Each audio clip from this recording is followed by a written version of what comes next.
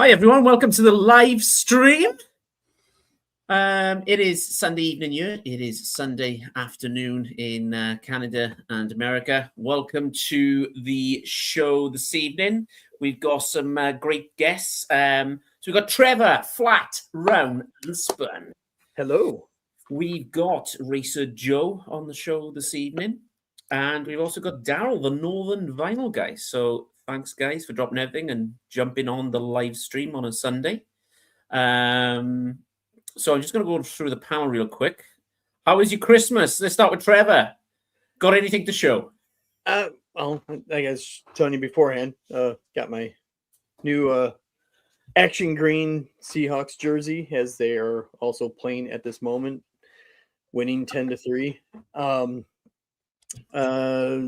Yeah, just it was pretty quiet this year, which is fine. Like it that way, instead of it's nice to get together with the family and all that, but when they're in another part of the country, it makes it a bit difficult. We did that once. Yeah, and never do that again. yeah, cool. Joe, how was your Christmas? On happy birthday, by the way, belated birthday. I did wish you happy birthday, but everybody that on the live stream, Joe will not be offended if you hand him cash in any way. Yeah. So how was it, mate? I wasn't sure exactly where to put my cane so that it was out of shot, so nobody could see my cane that I started to use. The big 6-0, so it was good. It was quiet for the most part. Everybody kind of came to our house, which they normally do, which is great. I love when that happens. That's not a problem. That was both on Wednesday and Thursday. Boxing Day was pretty mellow.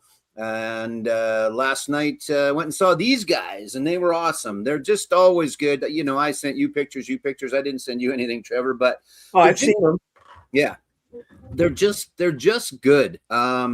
They're just Canadian classic rock. And then they've got probably 7 or 8 of their own. I keep hassling them. They keep saying, yes, Joe, shut the hell up. We're making a vinyl record this coming year.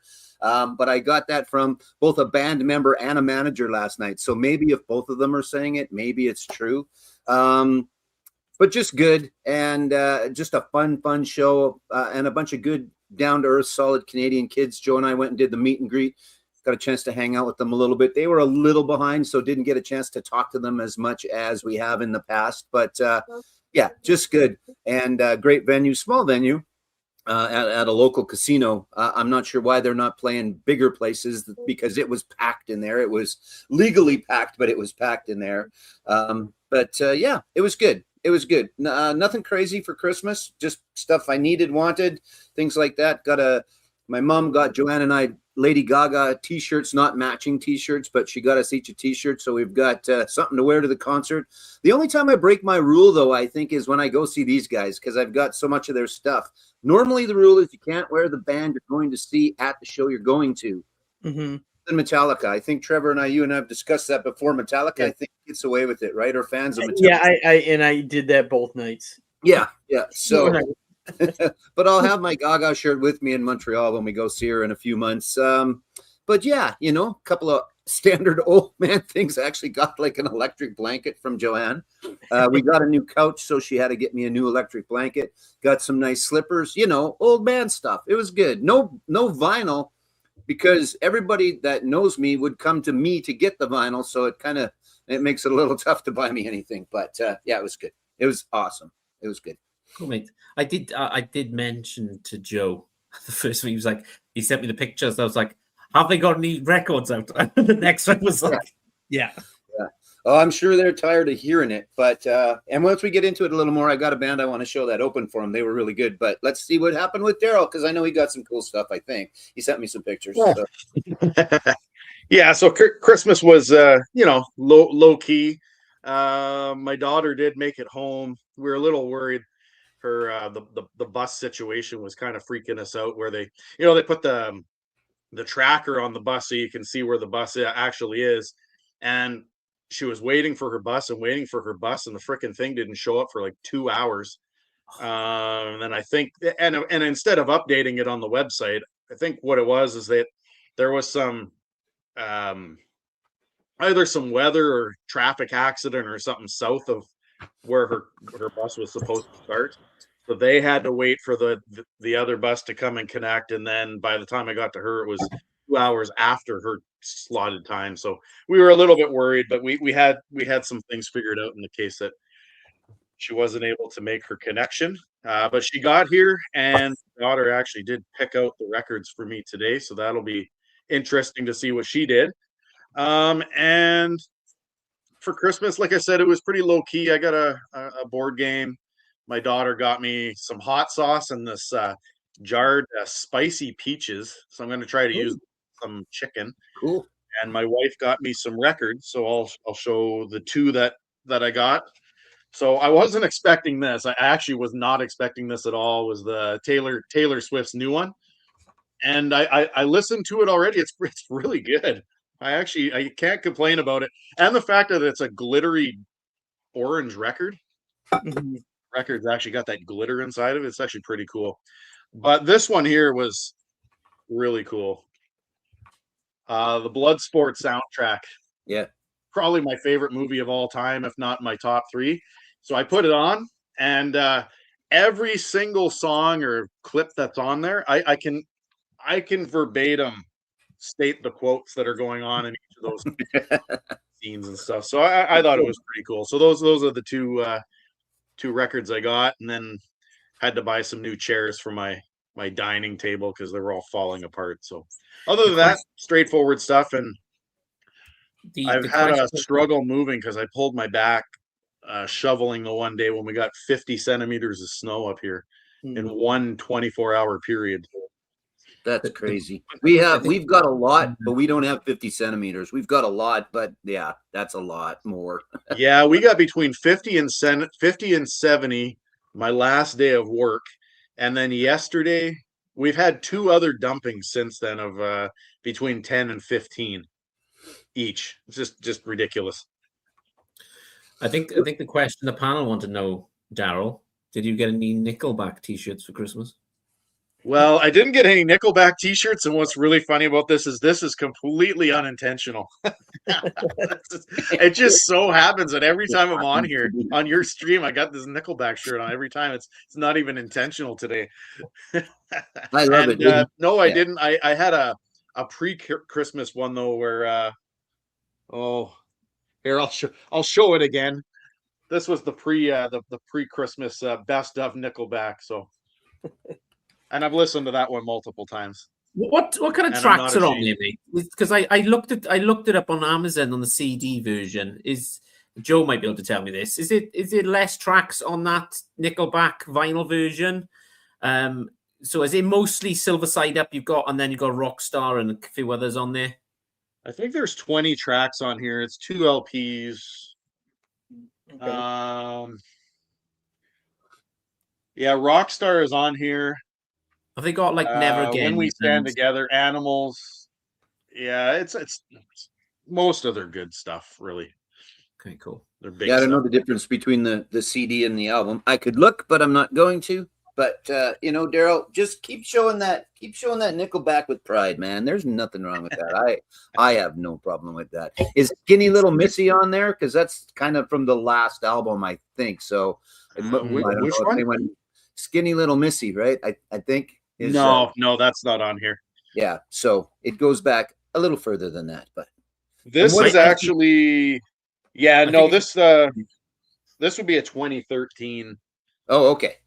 Reissue. Well, there you go. I hate when my shirt does this. What the fuck's going on? How about Christmas in Tenby? There, let's do that. There. Good Lord. I ate too much. Yeah. I speaking to Trevor when we came on, and I was like, I've eaten too much, I've drunk too much. So just a normal day for me. But we went to Liz's parents' house. We had some food, and then I went back to mine because I'm house sitting and dog and cat sitting at the moment. And I had a few drinks, and I was back in work the next day, so I couldn't drink that much. Started work at 5 p.m, finished at 1 a.m. again, which is always fun. We call it in the UK Boxing Day. Well, we call it Boxing Day in Canada as well. Yeah, so it's just another time for people to have time off. But it was good. It was actually nice to sit down and not worry about work and kind of just chill out. And my mother-in-law bought me a present for Christmas, so she doesn't hate me that much. So Yeah. Yeah. there you go. There was that one. Liz got me an album by the band. So I think that's my 6th or 7th album I got by the band now. So I'm getting pretty close to completion, I think. That's good. And she got me The Darkness, his second album. Hell and Back. So with the train on the front, and it's on orange vinyl. But yeah, it was pretty. It's mostly about the kids. So Yeah. yeah. So I got Ali a whoopee cushion. So that was the highlight of Christmas. He was sitting on there making the. But yeah, cool, good time. I I was did get doing that. I was doing that all by myself after the turkey, but that's I another. was going to say after the sprouts and. So I think geographically, I kind of tried to look at a flat map. You're about the same. I don't know if it's parallel or longitude or latitude. I don't give a rat's ass. Do you guys have snow? I can't remember because you showed me something like a week ago. You were wandering around. You guys don't have any snow or anything, do you? Or do you? I don't. Yeah, you don't, right? And you don't either, right? So yeah, okay. I know live you at the do. beach. Anyway. So I live at no the beach. snow on the top row right now, and lots of snow, and then a whole shitload of snow down in the bottom. Okay. Just for those that were wondering. I was watching a video by Gordon from that I Dig Vinyl there, the guy from Scotland. Yeah. And he did his last one there. I think he did his vinyl tag or whatever was in the backyard. He was all wrapped up in a scarf and a hat. But I mean the plants and everything in his backyard were still green. No, nothing. No snow, no nothing. Just a bit cold. Yeah. Cool. So tonight's theme is going to be what your wife or family member has picked. Yep. And we're just going to go through some of the albums. I still haven't looked. That's the God's honest truth. I haven't looked. Liz, give me a bag. So this was the scenario. Aled said to Liz, I'm going to tell you I'm going to tell you to stop. And she did this over the cubes. And as soon as she said stop, she had to stop and grab the first one that was on her finger. So that's how this has been done. It may be all stereophonics. That's okay. Don't know. That's all right. But that's the way I've done it. So that's going to be the theme for this evening. Let me go through the chat real quick before it goes absolutely nuts. Richard is here. He's saying hi all. Richard. Steve is here as well. New couch. Hey, that Steve. must be talking to Joe because I don't know if Yeah, anyone else. Yeah. No, not this couch. No, this couch is old. That's why there's the cover on it because it's beat to hell, but it's comfy though.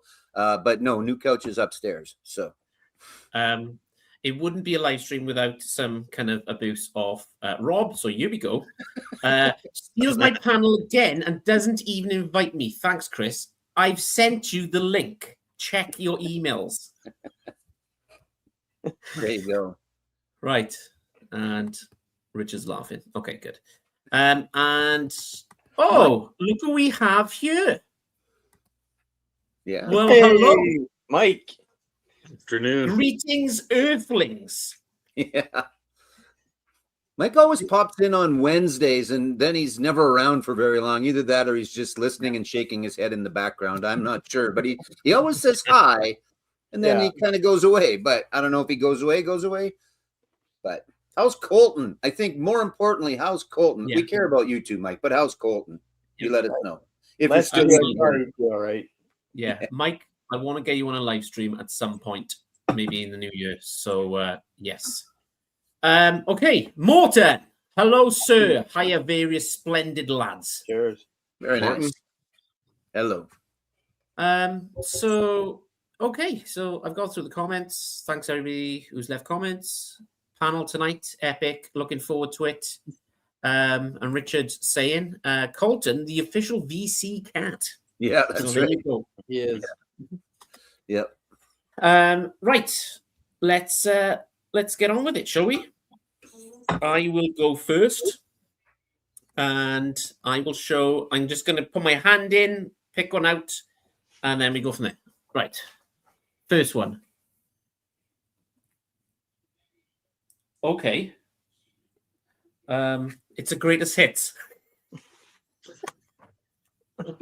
It's the Best of Birds, Volume 2. Okay. So, I haven't got Volume 1. I don't know why. I think they picked this up from a charity shop for £2, like a few years ago. There's no gatefold with this one, Joe.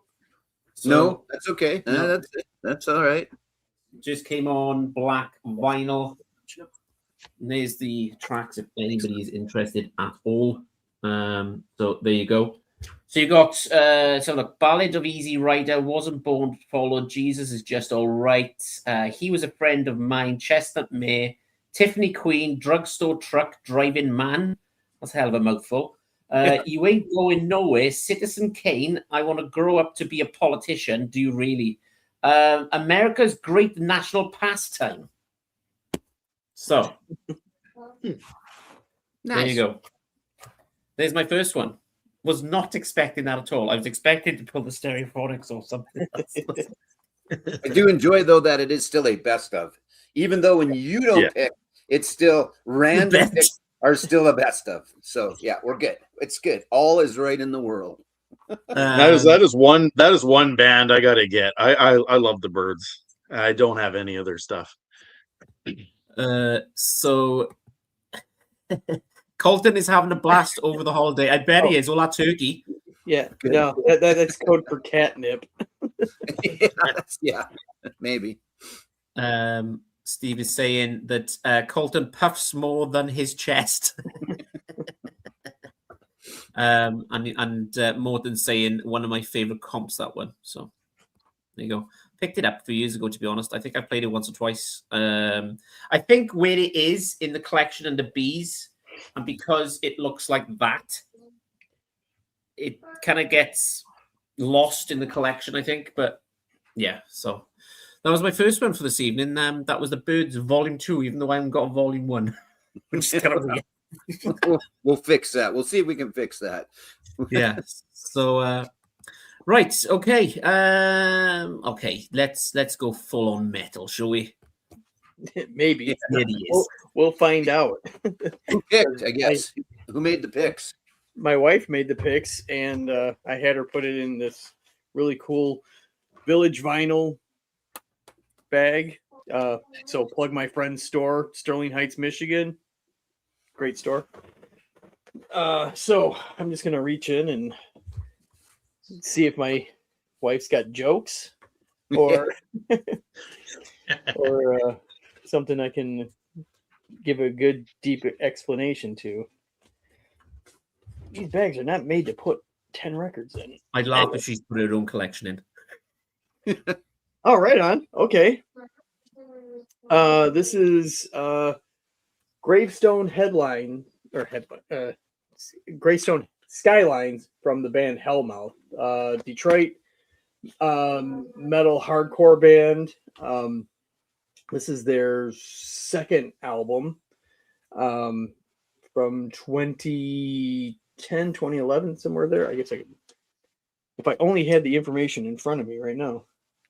It doesn't say. But anyway, killer band. The bass player is like one of my best friends. In fact, his daughter was born the day before my daughter was born. So that was, and our birthdays are like 3 days apart. So he always jokes to me, I will continuously be older than him. But yeah, Hellmouth, like I said, it's a metal hardcore crossover band. Very heavy, very screamy. The singer is also from the punk ska band Suicide Machines, so which I'll be seeing in a few weeks. So Hellmouth out of Detroit. We brought some metal to the panel. That's what I was hoping for. Too much metal for one hand. Is there before we go on, sorry. Yeah. Is there much more? I mean, I see you show a lot of that stuff, but I know that there's more to the collection than the metal, right, Trev? Oh, absolutely. That's what I'm hoping, that she grabs some. Mixed it up a little bit. Yeah, I don't want to say just in case it's in here. So, but yeah, there's a variety. But yeah, it is very metal centric, hardcore centric, a nice chunk of industrial. Cool. And, Yeah. and then some poppier stuff spattered good. around. We got to mix it up a little bit. We can't all have greatest hits. Yeah. My daughter actually told me that she almost picked Ministry's Land of Rape and Honey, but she was like, there's no way my dad's going to be able to talk about that with a straight face on here. I'm like, for sure I would. Well, you have a few times. Yeah. Okay, cool. Right. Let's keep it moving then. Over to Joe.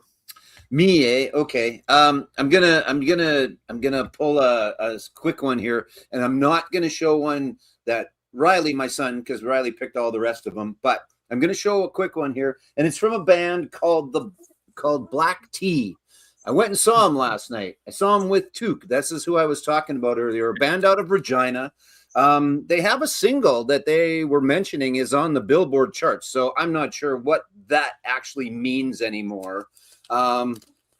And I hear flavors of the Black Crowes when I listen to them, and they were fantastic live as well. I hear a little bit of 70s funky soul.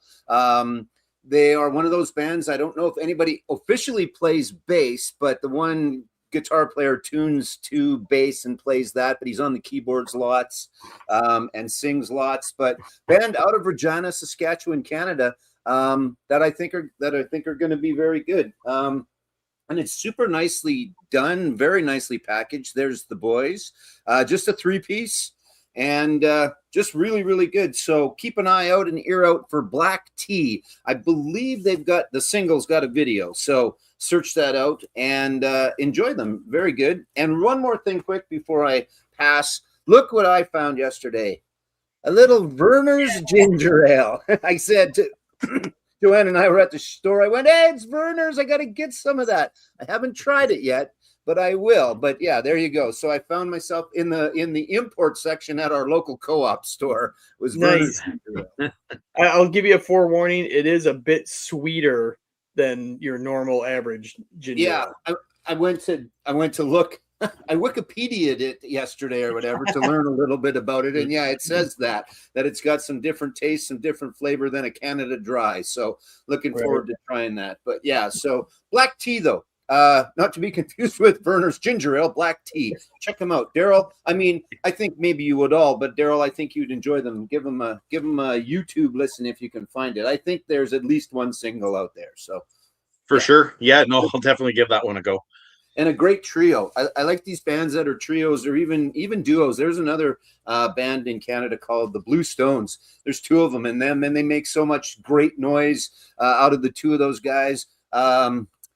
Anyway, I digress. I'll shut up. It's not my turn anymore. Just a quick one on that, Joe. What kind of music are we looking at? And is it spelled black and then just the letter T, or is it spelled TEA? No, as in T, like that. I'm trying to do my best. Pinky finger. Anyway, yeah, Black Tea. Like I said, a little bit. I never like to pigeonhole a band or try and, but if you held my feet to the fire, I would say a little bit of Black Crowes. Again, some 70s funky soul stuff. Little bit of country, but Southern Eagle type country for what that's worth. But yeah, definitely worth a listen. And for a debut album, pretty strong right off the bat. So. I'm not sure exactly how long they've been around. The first time I heard about them was when they walked out on stage last night. So just really, really good. I enjoy it. So I think worth a listen. So you should have asked them if they want to put any of the stuff in the store with you. I already have done that. They will. Right. Actually, as I look over, I've got Facebook open because that's where I got the link. I just got a message from them that I'll read in later. But yeah, I just got a message. So that's the plan. I mean, I do want to do that a little more at the shop for the local bands. I mean, I talked to another gentleman from a band called the Steadies. Earl used to be in a band called Wide Mouth Mason. They've got new album out. So new bands are printing, not a lot. I think the Steadies only printed 100, and I'm not sure if the box these guys had at the merch table was the box that they made. And it's really well done. It's nice. It's well done. So yeah, I want to try and become that place. We sold out of the hot sauce, out of the Took hot sauce as well. So yeah, but anyway, cool. Yeah, there you go. Very cool. No, I'll definitely give that one a go. Yeah. Yeah, I'm gonna give that a go. Is it on streaming? Are they Yeah. on streaming? Yeah, I'm sure that there's something out there. I know that they've got an Instagram page and a Facebook page, so there's got to be a video, because, like I said, I think that they're on a chart somewhere with their first single. So It's really cool when you watch the band you want to go and watch, and you end up getting the stuff of the supporting band that turned out to be really good. I love it when that happens. Oh yeah, that's awesome. That's great. Yeah, and that's happened more often than not in the last while. Not that the headliners have been bad, but there's been some really good openers that I've had a chance to see lately. There you go. They just have the look too, right? They've got the classic kind of rock and roller somewhat look. So Yeah, that's a pretty new album too, like 2 months old. yeah, it's pretty brand new. So yeah, right here in Regina, Saskatchewan, Canada. So I will give that a listen later on. yeah, good. Adrian is here. Hey, Chris, and hey, Joe. So there you go. Adrian tunes in every week. Yeah. Adrian, you're late this week, mate. What's going on? He's usually with the comment. First in. Yeah. Yeah. So right, let's keep it rocking and rolling on my side. It's time to go up to Mr. Chad Kroger. So here he is. For your There you go. You know, as much as people don't like Chad Kroger, if I had the money that Chad Kroger does, I'd be okay with that. You won't be Can't go doing wrong live there. streams from a guy from Tenby, mate. Put it that way. Yeah, you might be. You don't know. You might be. Plus, you would have got to hang around with Avril Lavigne for a little while, which would have been okay. But anyway, I'd probably question Yeah. that more. So I will be trying out I'll check out the black tea, but I can't do Verner's. My wife loves Verner's. But I've got Mountain Dew Voltage, but apparently this is the blue raspberry version. oh, nice. Whatever that means. It tastes exactly the same as the Voltage, so that's what I got. So let's see. What did my daughter she went randomly through my my bins and just picked different things. So hopefully she wasn't mean. Yeah. All right. Well, that's a pretty cool cover.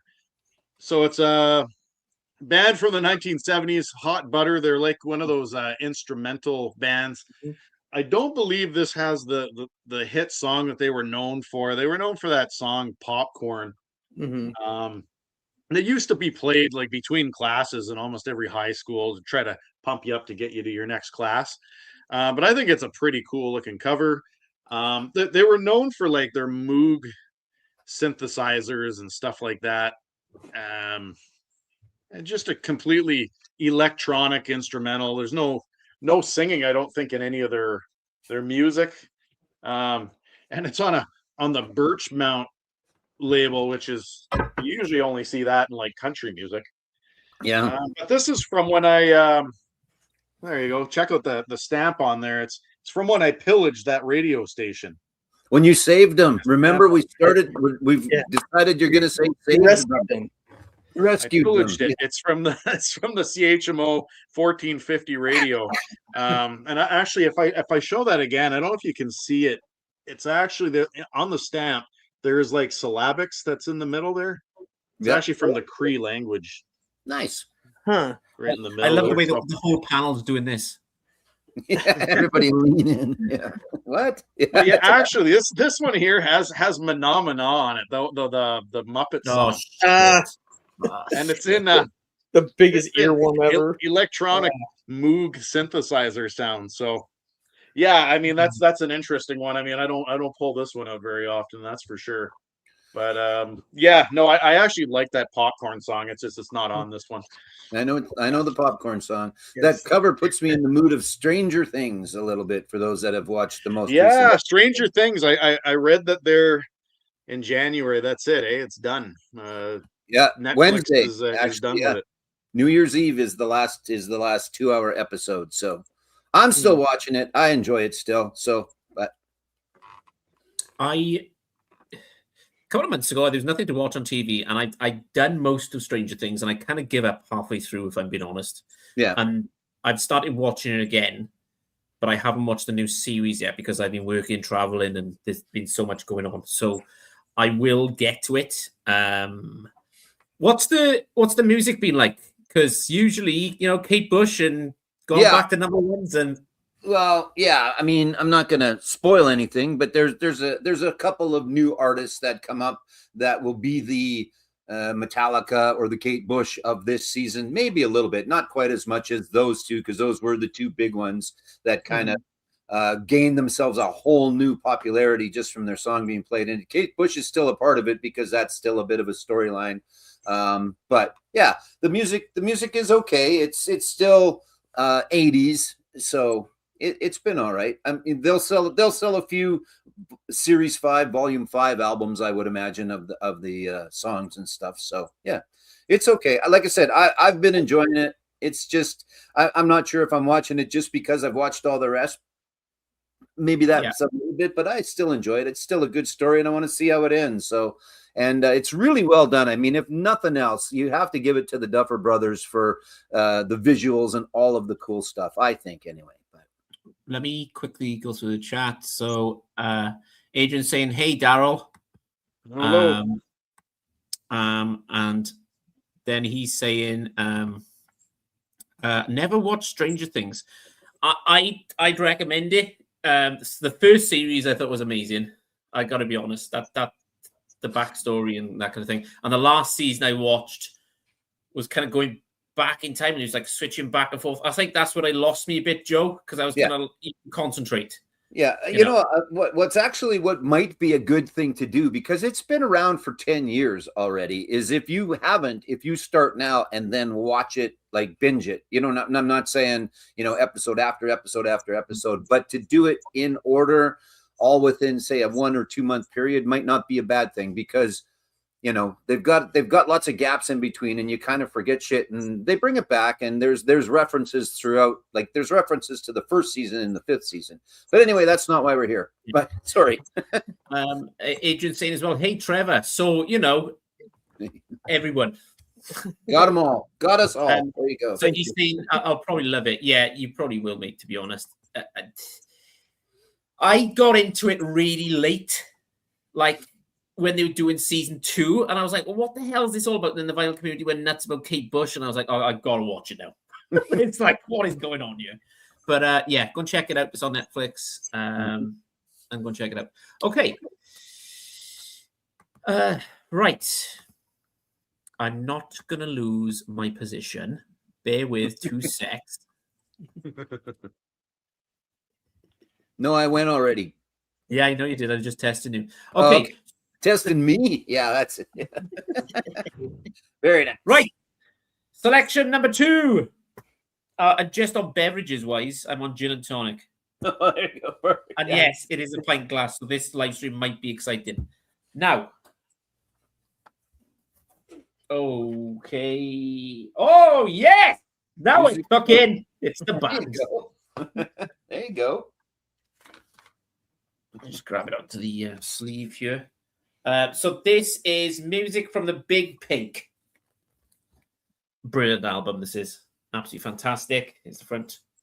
I just read the small print. It's literally on the back. Yeah. What is that album called? I can't see. Oh wait. Right. Yeah. I nearly said it again then because I wasn't sure if you would read it. So there they are. I'm trying to get the camera right. Sorry, guys. Very nice. Yeah. Cool album.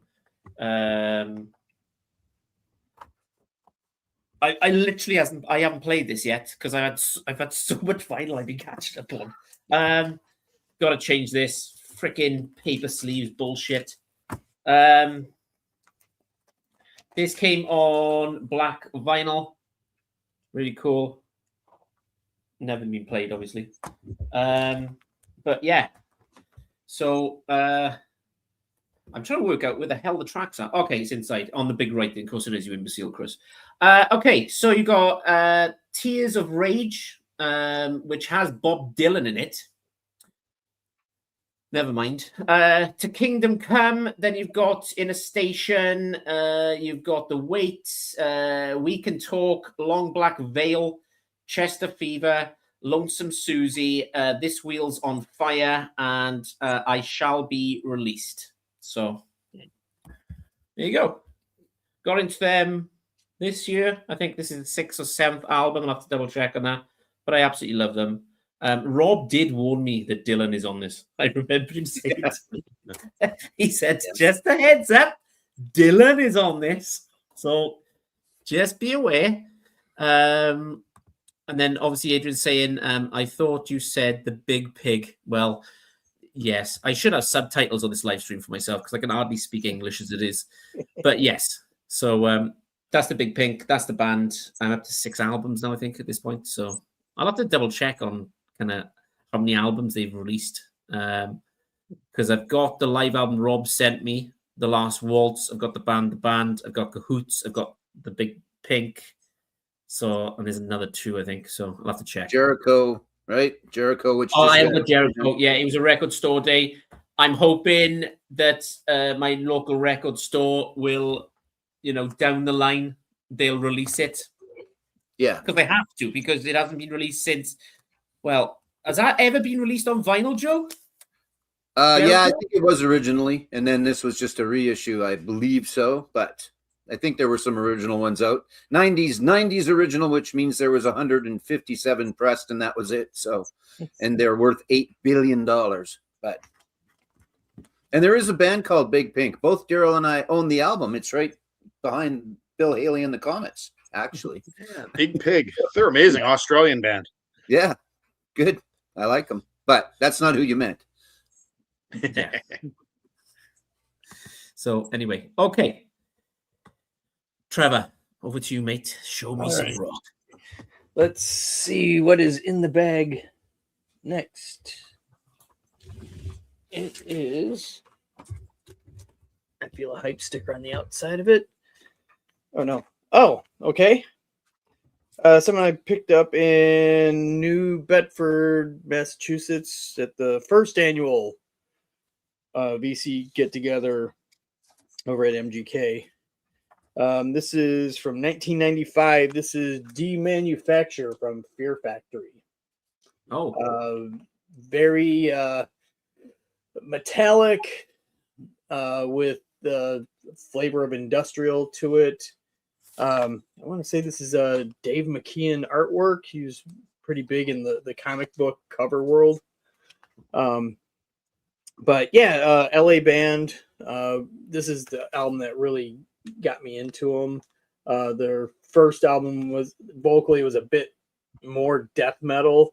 This is just kind of more straightforward heavy metal singing, and then some clean vocals in there too. But yeah, really cool stuff.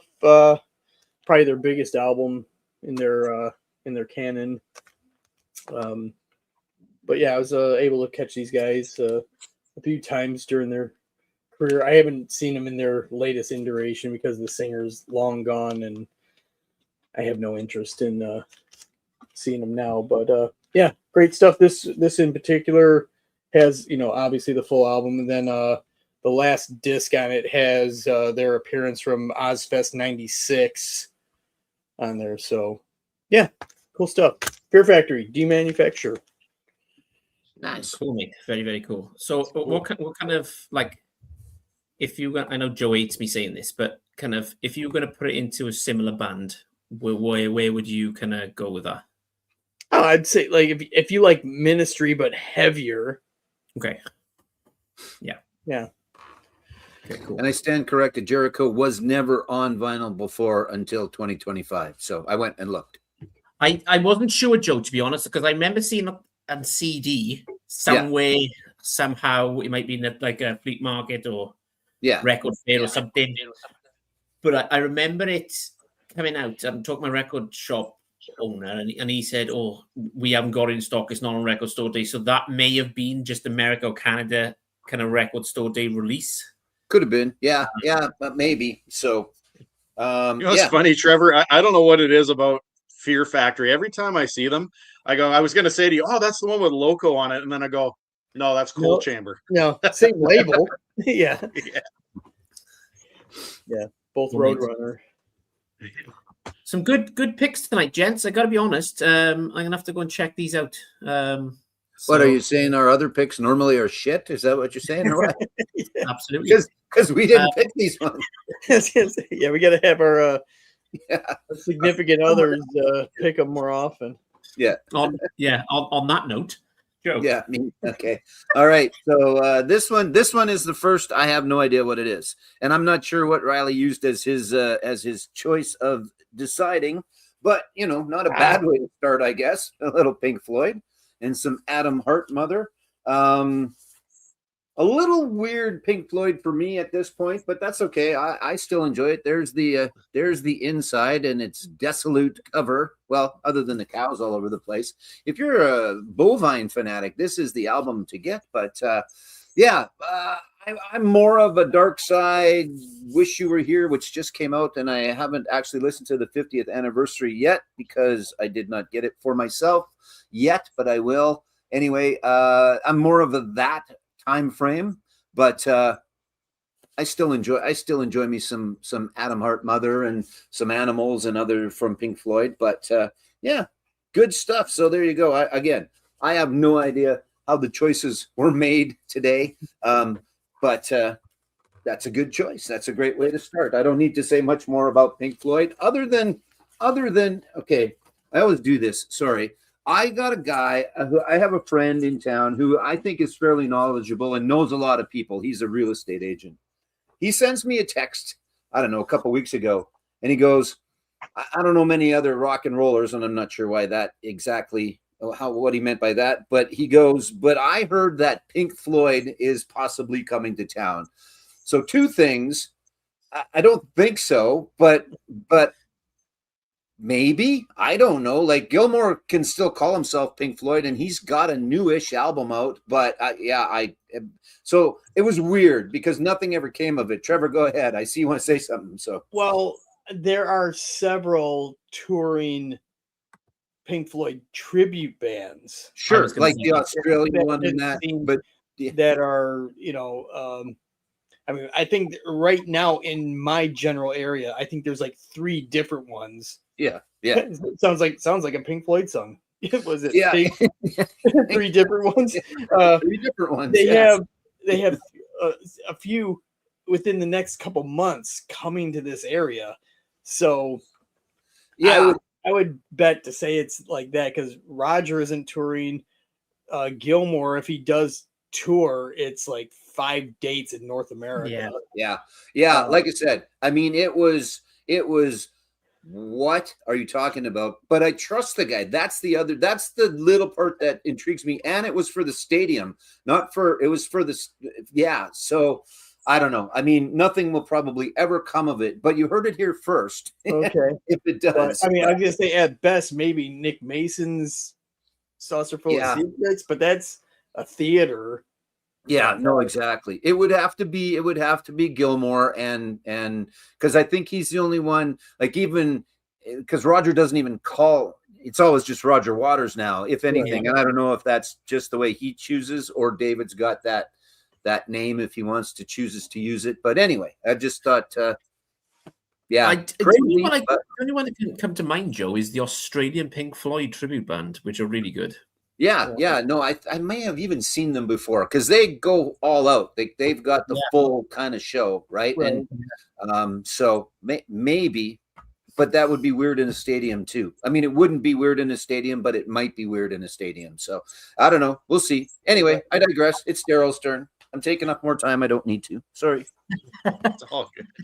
It's that part of the show which I love where Joe just rants and I just let him just go, mate. Mm-hmm. Daryl. All right, I'm just gonna reach in here, and what do I got? Actually, I don't mind this. This is actually from my grandfather's. It is a tenor singer from Ireland, from the 1920s and 30s. Actually, is his music, but I really like this. The John McCormack, and I could listen to this all day long. I actually have not 2 versions of this, but I don't know. It's the Kerry dance, I guess, would be the big one. Historically, I guess back in the 1800s, my family would have immigrated from Ireland at some point, and I know that my grandfather used to listen to this all the time. And when I was growing up as a kid, my grandpa used to sing this in the house. And so yeah, I just think that it's pretty chill music. He just sings your favorite songs. The artwork on it is just, indicative of Ireland in the 50s and 60s. But pretty boring backside. But I mean, he's, like I said, he's a tenured singer.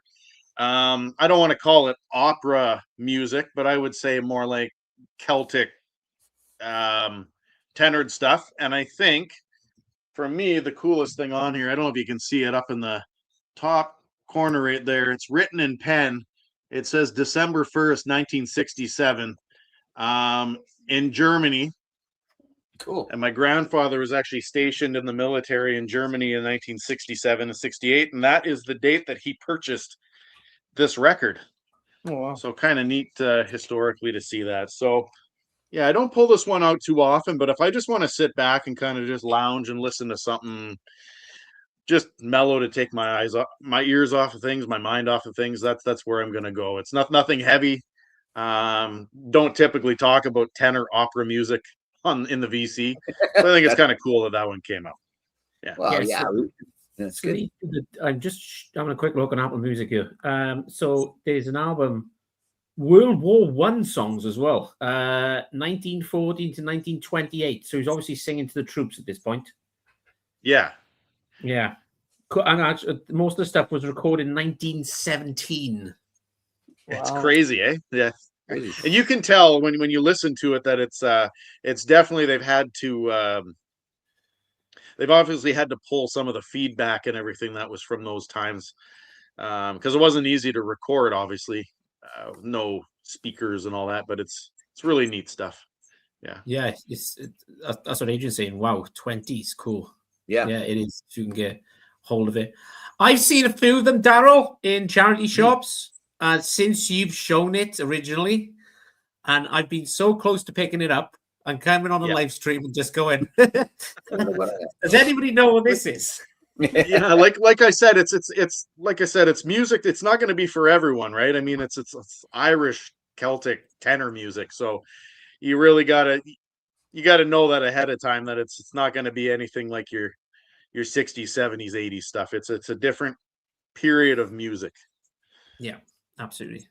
Fantastic. Good choice, mate. Oh, good choice to your daughter, anyway. I keep saying that, but it's like, no, we didn't choose it. Okay. Quote of the chat. Should we see what Liz and Alid has pulled? Well, what Liz has pulled and Alid told her to stop. So let's have a look. Please be rock. And it is rock, and I think Trevor's going to love this. Think early 2000s. Okay. Maybe a one-hit wonder, but I picked this up on Amazon. It's a greatest hits. I was going to say, if it's a one-hit wonder, it can't be a greatest hits, or can it? It could be the best of. Right. Do you know what I should do every week is just do a quiz, Lou? Can you guess what this artist is from a greatest hits? It's Papa Roach. Oh, man, I almost said that too. I was going to say that. Okay, so you can be a one-hit wonder and have a greatest hits, I guess. And, Yes. I think we discussed this last week on actually the greatest hits, the live stream we did. They could go down as, in the UK, I'd say the only hit they had was Last Resort. You got Scars and there's others, but yeah, Papa Roach. This cost £13 on Amazon. It's probably gone up in price now. But look how young they look.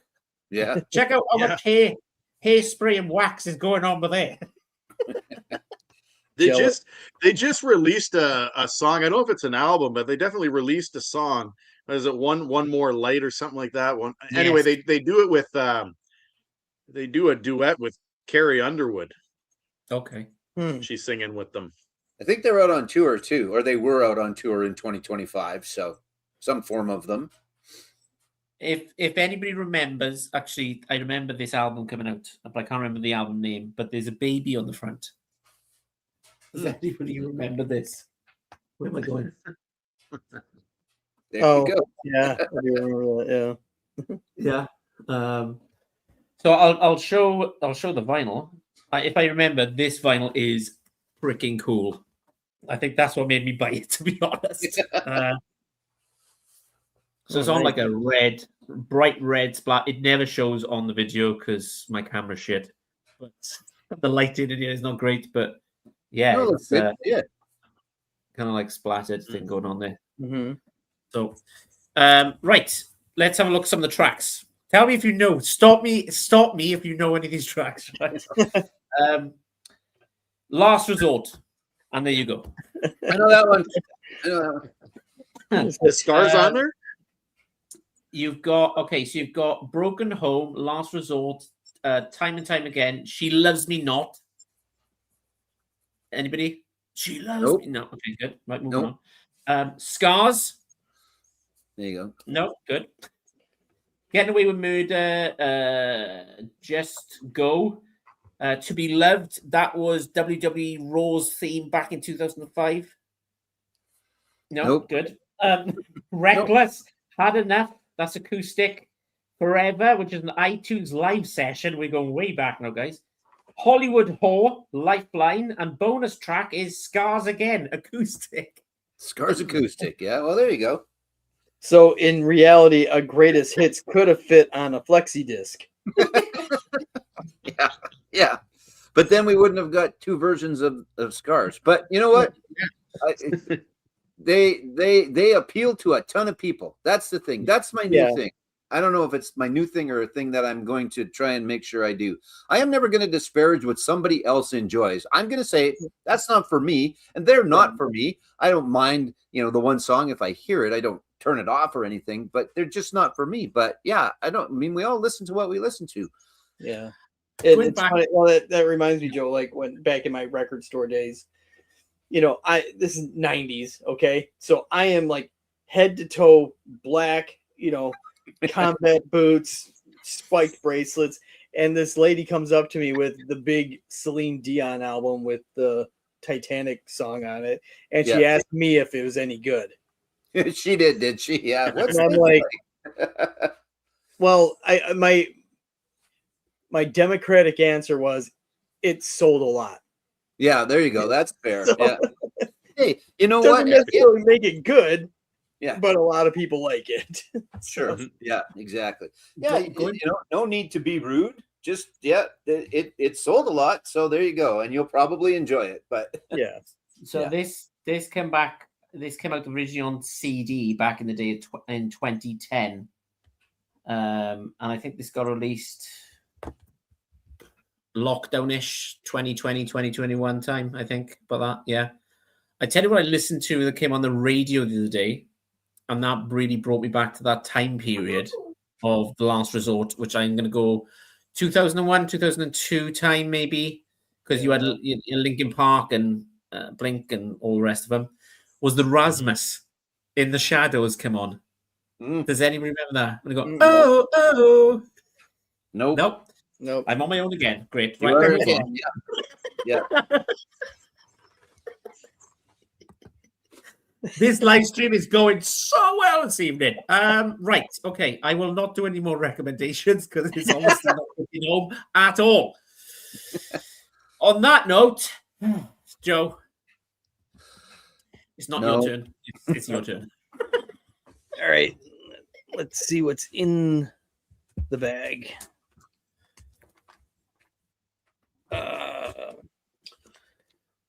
Something I just got the other day. Listened to it a couple times. Third record from legendary hardcore punk band Circle Jerks. This is Golden Shower of Hits. There you go. So, Chris, if you ever need a Circle Jerks album, that's the one to get. Well, it's not a greatest hits.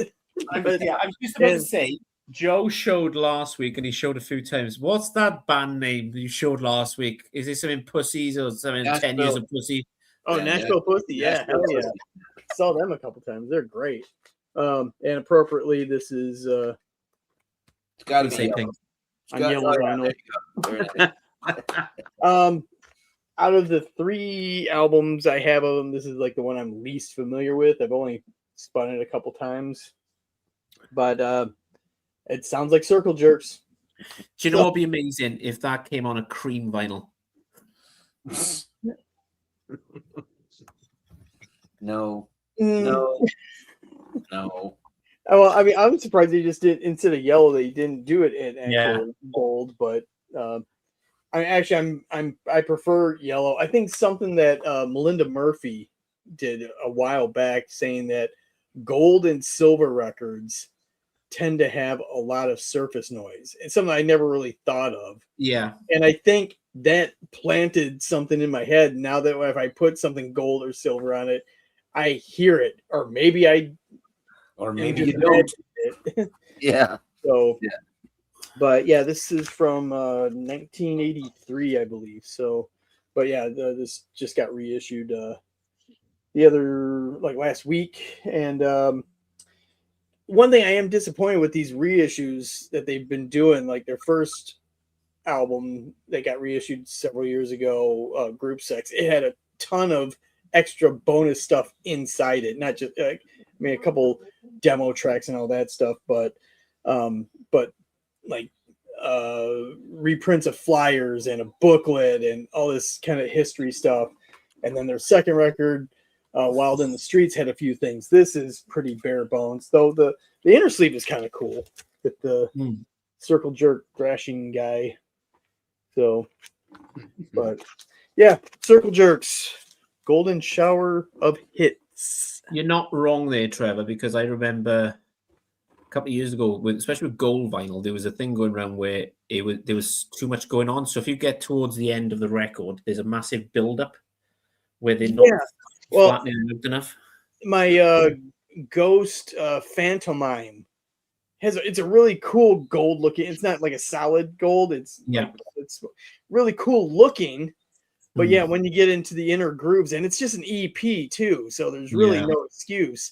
Maybe it is the materials. It gets kind of distorted towards the middle of it. Yeah, I got the Guns N' Roses Greatest Hits, which won't come to anybody's surprise. So I've got the limited edition gold one, and you can see it on the record as you're looking at it. You're going, I don't want the needle to go any further because I'm a bit wary of, and especially when you've got Welcome to the Jungle is on it. Yeah. Well, now is that something that, you know, if you're able to find it in standard black, would you get it again for listening purposes, or will you just resort to just, you know, playing it on Apple? Can you imagine the shit I'd get off the vinyl community if I bought two of the same Greatest Hits, mate? I get enough shit as is. Hey, there's some people that, you know, they have 15 copies of Dark Side of the Moon, and because they're all minutely little different. Yeah. Is his name Nick by any chance? Yes. Yes.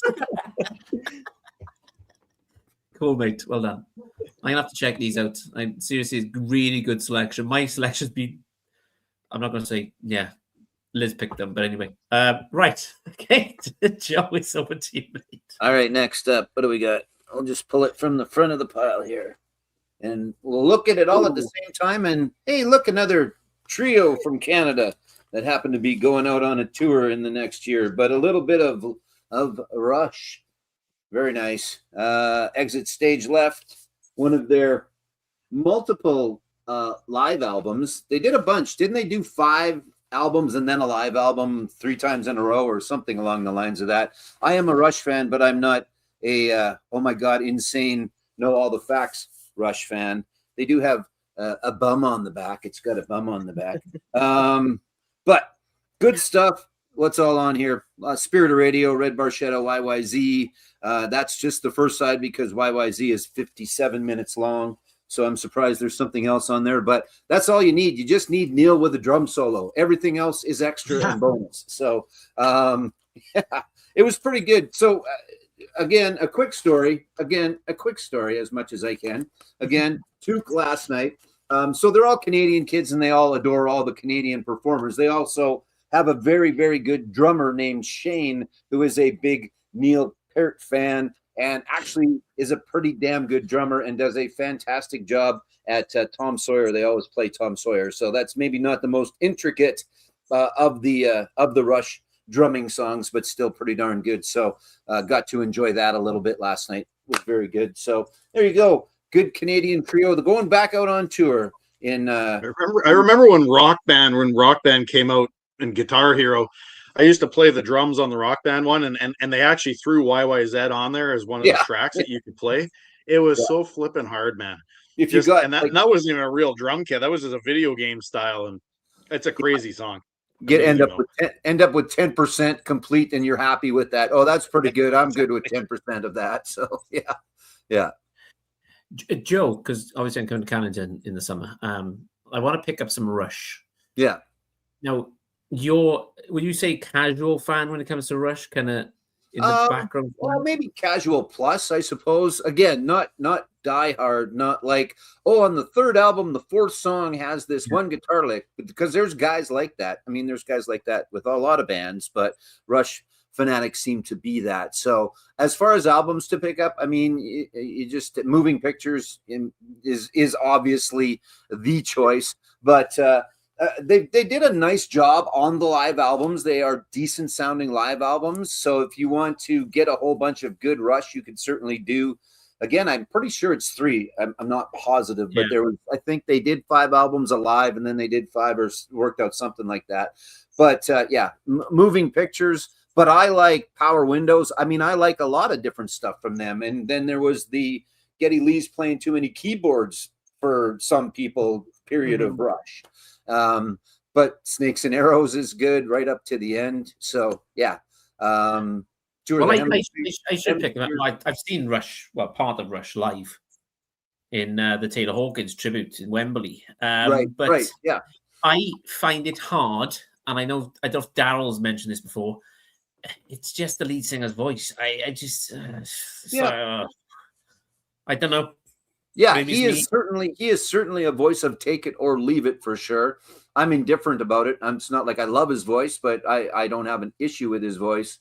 And again, in the end, you get to listen to Neil play the drums. So, and Alex play the guitar. Like, that's the thing, is that was 3 very, very good performers that just happened to be in the same band and put out a bunch of great music. So I think that's the trade-off for me, is even though I don't like Geddy Lee, I respect Neil Peart, because he's top 5, top 3 drummers of all time, in my opinion.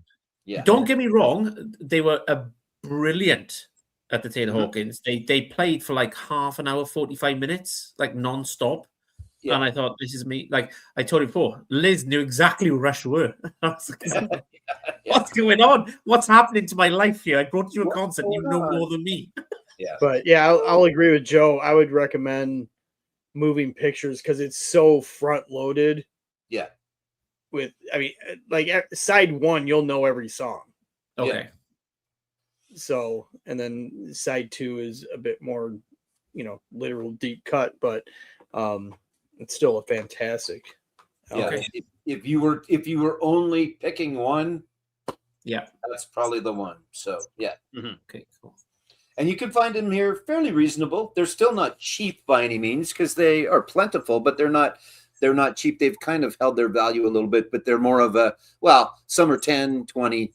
There's a couple that are 30. That first one, the very first one without Neil on it, actually, the one that just has Rush on the cover. Yeah. That one can go for a bit, but yeah, you'll be able to find them here. So I don't have any at the shop right now. I think I might have a Power Windows, but that's about it. So because they did release the box set, is that yes? Well, there was Rush at 50. So if you really want to just have a nice compilation where that's not really a best of, and it's not all the albums, but it's a very good collection of, I don't remember how many actual discs there were inside that, but it's Rush at 50, and that would be a very good cross section. I'm not sure if it's around still or not, as far as being able to find it. I'll check for you. Yeah, I was gonna say, I think there was like a truncated version of maybe a 2-disc version of it, which would probably be right up Chris's alley there, But an album exits Moving Pictures, not Exit Stage Left. That's what we were talking. That's where it all started. I'll probably, do you know what? I might pick that up, Joe, just to start from there and listen to it from start to finish and just sit down and listen to it. Let me go through the comments real quick because I have no idea what the fucking hell Rich is on about. I give you shit, Chris. Okay. I think that's going back to Papa Roach or having 2 2 albums of greatest hits or something we spoke about earlier on. That's probably the one, is having two versions of a greatest hits. Yeah, that might be a bit, actually. Yeah. I'll give the person, because if we look behind here, there's 4 versions of the White Album right there. Yeah. So I can't give anybody shit for having more than one copy. But yeah, I think I draw the line at 2 copies of greatest hits, although they'd be different variants. So anyway, the only time I'd be different if the Stereophonics brought up a newer greatest hits, because the last one was back in 2008 and they've released 6 albums since then. But but it's not the same greatest hits; it's slightly different. Love Live Rush albums, Richard's saying as well, Joe. So yeah. Like you said, they were well done. There's some crap live albums done, but there's some good ones, and then there's some fake ones like Kiss. But we won't get into that. Daryl's I was actually listening to Kiss this week again, so good. I'm getting there. I'm getting there. Yeah. Daryl. What am I going to reach in here? Let's see. Oh, here you go, Trevor. You'll like this one. Industrial music. Ministry's Filth Pig. There you go. So speaking of Ministry, I actually have this for one reason and one reason only. I actually think that Lay Lady Lay, the Bob Dylan cover that's on here, is better than Bob Dylan's. I actually really like that song. But this is, I would say that for Ministry, like they started with Twitch and all that in the 80s, which was more like synth pop stuff, and then with what's the one with Thieves? I forget what the name of it is. The Mind is a Terrible Thing to Taste.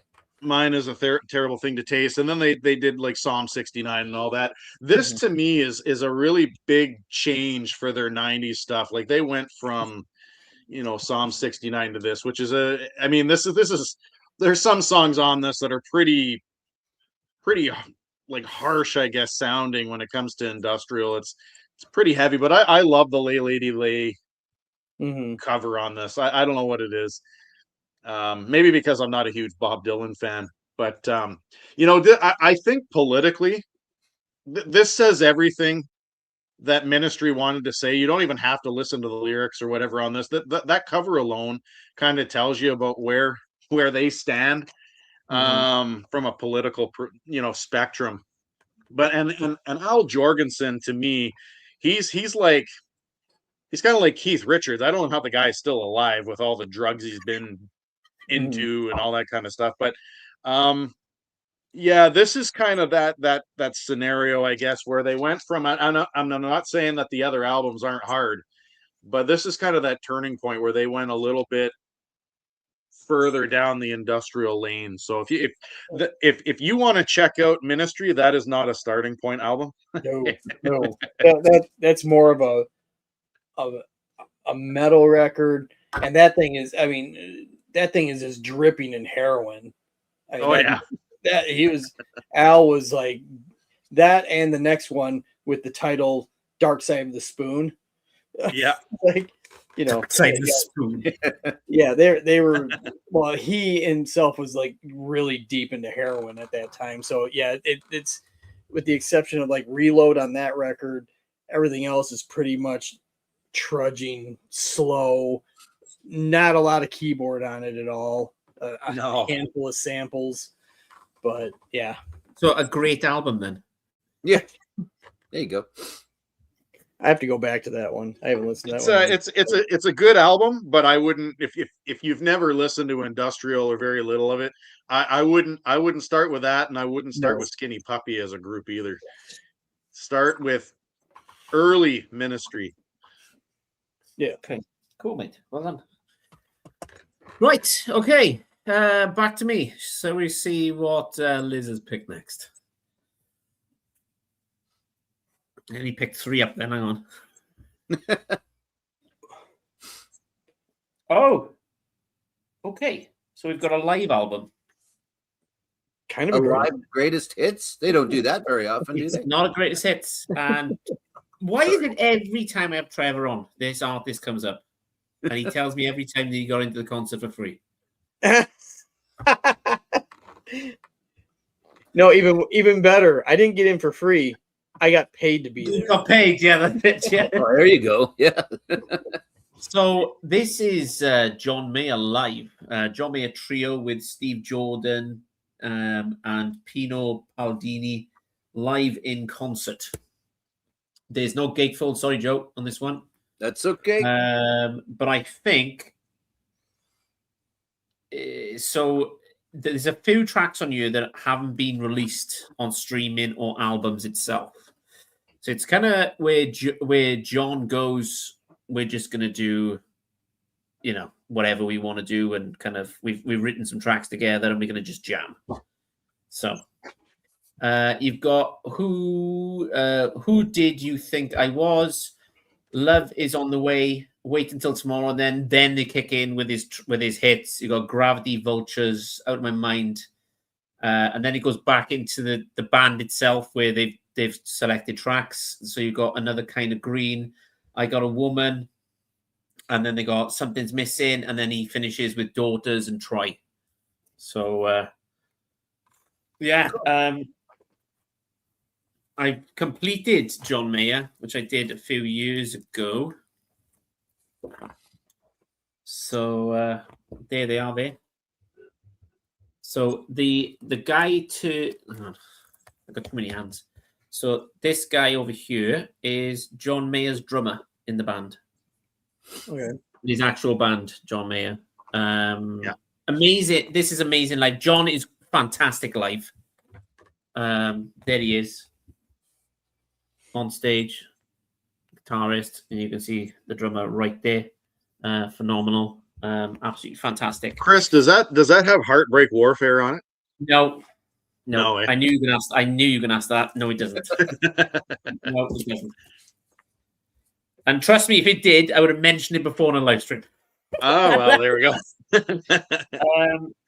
My eyes are deceiving me. So this came out in 2005 originally, and then got released on vinyl, reissued in 2011, and then got reissued again then because it was a limited edition on vinyl. This is hang on 2 seconds, my eyes are gone. Music on Vinyl released it. I can't even get the camera right. It's up there, that side. Sorry, I'm opposite to what you were looking at. You are. But it's phenomenal. This got recorded in Los Angeles, where his other live album. So John's got 2 live albums, live in Los Angeles. Where he sang Daughters and all his hits and that early in his career. And then you got the second one then where he was in between albums. So yeah, Daryl, I'd recommend this one. It's very blues. So he does very blues, and he does some of his hits. There's a lot of guitar work, not that much singing. It's mostly like solo guitar work, interacting with the crowd, that kind of stuff. So yeah. You are Trevor. Got paid for this shit, mate. Anyway, we'll over to you, mate. If you want to tell a story again, you crack on. About This is off. It cost me like £100 each. No, it was just I was working a staging lighting company, and I got hired to do sound for John Mayer and his bass player stuck in between a couple of bookshelves at Borders Books. Yeah. Across the street from the Michigan Theater where they were actually playing that night. So, there's probably maybe 100 people in the bookstore seeing him perform like a half dozen songs with just him and his bass player. Yeah. So cool. Was that quite early in his career then? Oh yeah, that's his first album. Okay. Right. I don't feel so bad then paying £100 for tickets in Ireland. Let's see what we got going on here. This is red. Saw these guys first time they played Detroit. They're opening for, I believe they're a Canadian band, Finger 11. Yep. Okay. These were the opening. This was the opening act. Actually went out to dinner with them afterwards, and I had this hat that their tour manager bought off me for $100. Really? But the band is Buck Cherry. Nice. Cherry. I didn't know at the time that when this came out that they were recovering alcoholics, and I was drunk off my ass and telling them that they were going to save rock and roll because this album is just a straight up kick-ass rock and roll record. Yep. Yep. This was the Real Gum Music reissue on Red. But yeah, I mean, Lit Up was the big song off here that, everyone's just like, yeah, they did the, rip off of Shock Me on here, a little bit of the riff on there, but I liked it. None of my friends dug it. They liked the next record more. And I didn't get into that one. So I don't know. But I saw him open for Crew a long time ago, and they were very good at that point. And then I saw him open for Alice about 3 years ago. Okay. And I'm not sure if they were not recovering alcoholics anymore or what it was, but man, and it's not that the venue sounded bad because Alice sounded perfect as he always does. But they were just not good. But like I said, I've seen them before and I like that album. I really like that album actually. And I don't mind them, but maybe it was an off night or something because I was overhearing someone at the show last night talking about them and said they saw them maybe a couple months ago and that they were really good again. So I don't know if the standards were not the same or like I said, I saw them on an off night, but they just weren't very good that night. And I think at this point it's just Josh Todd and some other guys too. I mean, it's different lineup. Yeah, and they were a little too poser for me. Like, I mean, a lot of metal hair bands are gonna be posery type, but they were a little over the top with that. So it just I didn't enjoy them the last time, but I do enjoy that album, and I did enjoy them before. So yeah, and that show I saw them at, it was in this place.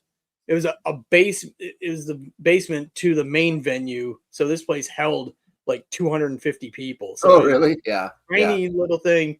And like I said, afterwards, we went around the block to this restaurant and had dinner, on the, the label's corporate card. Yeah. So, but somewhat more importantly, what was the hat? Was it a band that he wanted? No, it was I got it at Hot Topic. It was like this rimmed hat that it wasn't like a fedora, but it was something I'm just like, I paid $10 for it at Hot Topic. And the guy's like, I'll give you $100 for your hat. And I'm like, here. Yeah. And I never found it again. So well, there you go. That's good. Cool. They were big in Britain and Europe, Buckcherry. They were massive. They were always on Kerrang TV in the UK. Okay. But they only do like three gigs around the UK, so they do London or Scotland, but they're always big. I remember them being big, and that's a good album actually. Yeah, I'm sure they probably hit the festival circuit during. Yes, I totally forgot about that band. I'll have to get back on Apple Music and give them a stream. I think Lawless and Lulu's on that one too, which is a pretty cool song. Aside from Lit Up, I think that's what it's called. Let's see, Lit Up. Let's see, For the Movies I like. Yeah, For the Movies is good too. Yeah, actually, For the Movies is very good. But Lawless and Lulu. Yeah. Wow, I didn't know Terry Date and Steve Jones produced. I don't know if it's the same Steve Jones. Possibly. Could be. But yeah, it's a good album. That's a good album. So nice choice. Well done, mate. Very, very good. I totally forgot. That's one of them bands I don't know. I just forgot about. So cool. Okay, Joe, what have you got? Let's go. I've got a Finger 11 poster over there. I hate the song Paralyzer. If I never hear the song Paralyzer ever again in my life, I'm out good. But I like the rest of Finger 11. Next up. Yep, go. Squirrel. Okay. Again, I'm not sure if there's a rhyme or reason to what Riley picked, but this, for those that don't know, is Shine Down. This, Attention was on here. Kill Consequence was on here. Monsters. Yeah, this is a good. I am a Shine Down fan. I know that they get some grief for, I'm not sure why they get grief, but they do. But I really like Shinedown. I saw them for the first time with Nickelback, actually, and I've always said that Nickelback, for no other reason, and this is not a statement against, because I've well documented that I like Nickelback. They always had some fantastic openers, and that's where I first saw Shinedown, back to like the 45 days and that. But good album, really good album. They've got a new one coming out. This is not the yellow version, but yeah, I really like this, and I really like Shinedown, and I think I've seen them 4 or 5 times. They put on a fantastic show. They take on a lot of subjects like bullying and things like that, and they just seem like decent dudes on top of everything else. So yeah, a little bit of Shinedown. This one's from a while ago. Attention, Attention is the album. Again, a couple of singles out right now, and so the new album probably next year. If you get a chance to go see them as well. They put on a great show. You know, if you're a Pyro fan, for a while they were using Pantera's Pyro Guy, and they just put on a very good show. I like them. They're good stuff, and away we go. So Shinedown, Attention. My favorite song they did was one of the early songs, I Dare You. I can't remember which album it's off. It's like a cartoon, not a cartoon, but like fictional. They're outside like a church or something, and it's kind of, I Dare You is a good track to check out. Yeah. It's really, really good.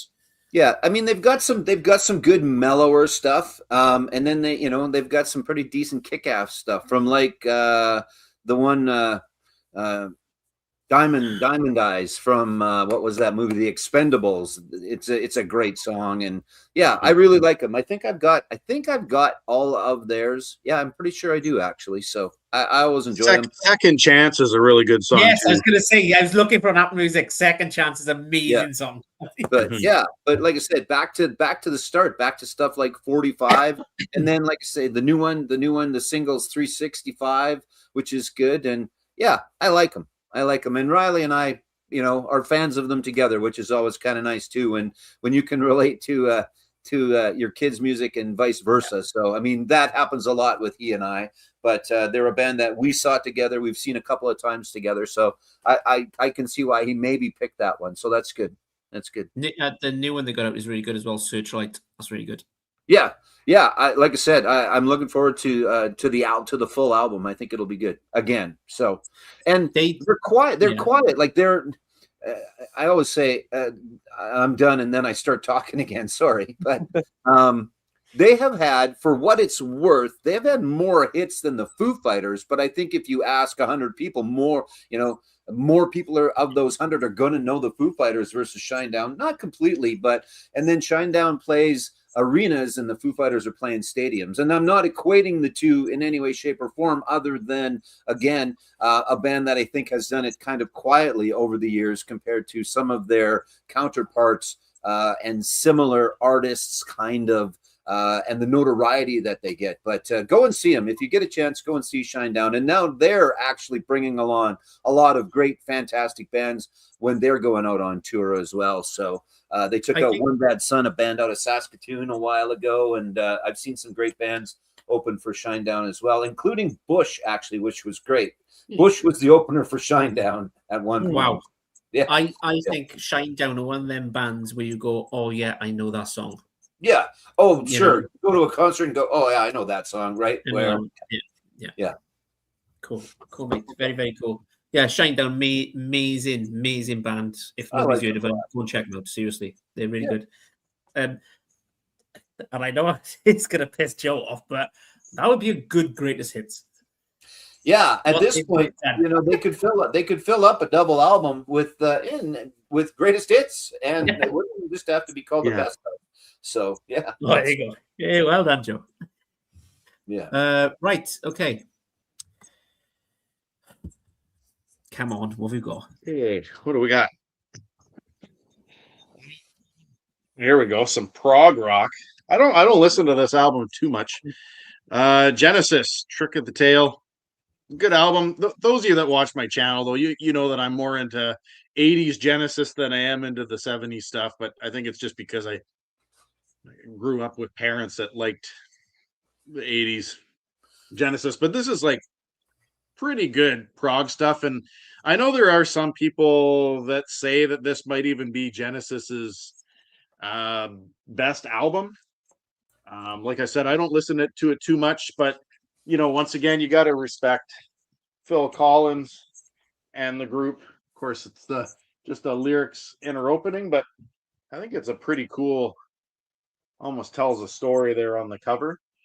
But just I can't say too much about this because I don't listen to it very often, but I do appreciate and respect the Genesis prog stuff. This one is the one Duke. I know some people talk about Duke a lot as being a really good one. But there was somebody I think that just recently did a video saying that this is like their favorite Genesis album. So I've actually got to go back and listen to this one again and just figure out what it's all about, because it is a cool looking album for sure. Cool gatefold and whatnot. I don't know if any of you are too familiar with the Trick of the Tail one. I've got the greatest hits, mate. That one I'm not familiar with. Is that the one that Phil took over on vocals? I think that's I the believe first one, so. yeah. Or the I second. believe so. Yeah. When your band is looking for a lead singer, and then all of a sudden the drummer starts to sing, and they go, "Oh, never mind, we're good." So here's a question for the panel. I don't know if I've asked this before. Would you prefer Phil Collins as a solo artist or with Genesis itself?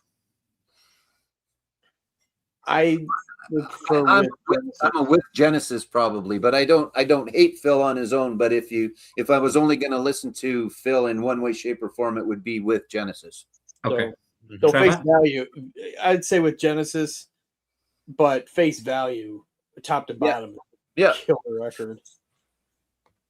Daryl? Me, I'm straight up 80s Genesis, whether it's Phil Collins solo or Phil Collins Genesis. For whatever reason, I think it's just because of how I was raised and the music I listened to. I'm more in the 80s soft pop, soft rock stuff. I respect prog rock for sure. Alex knows more about this than I do. I was going to say, I was waiting for Alex to pop up then as he showed that. Yeah. I was like, wait.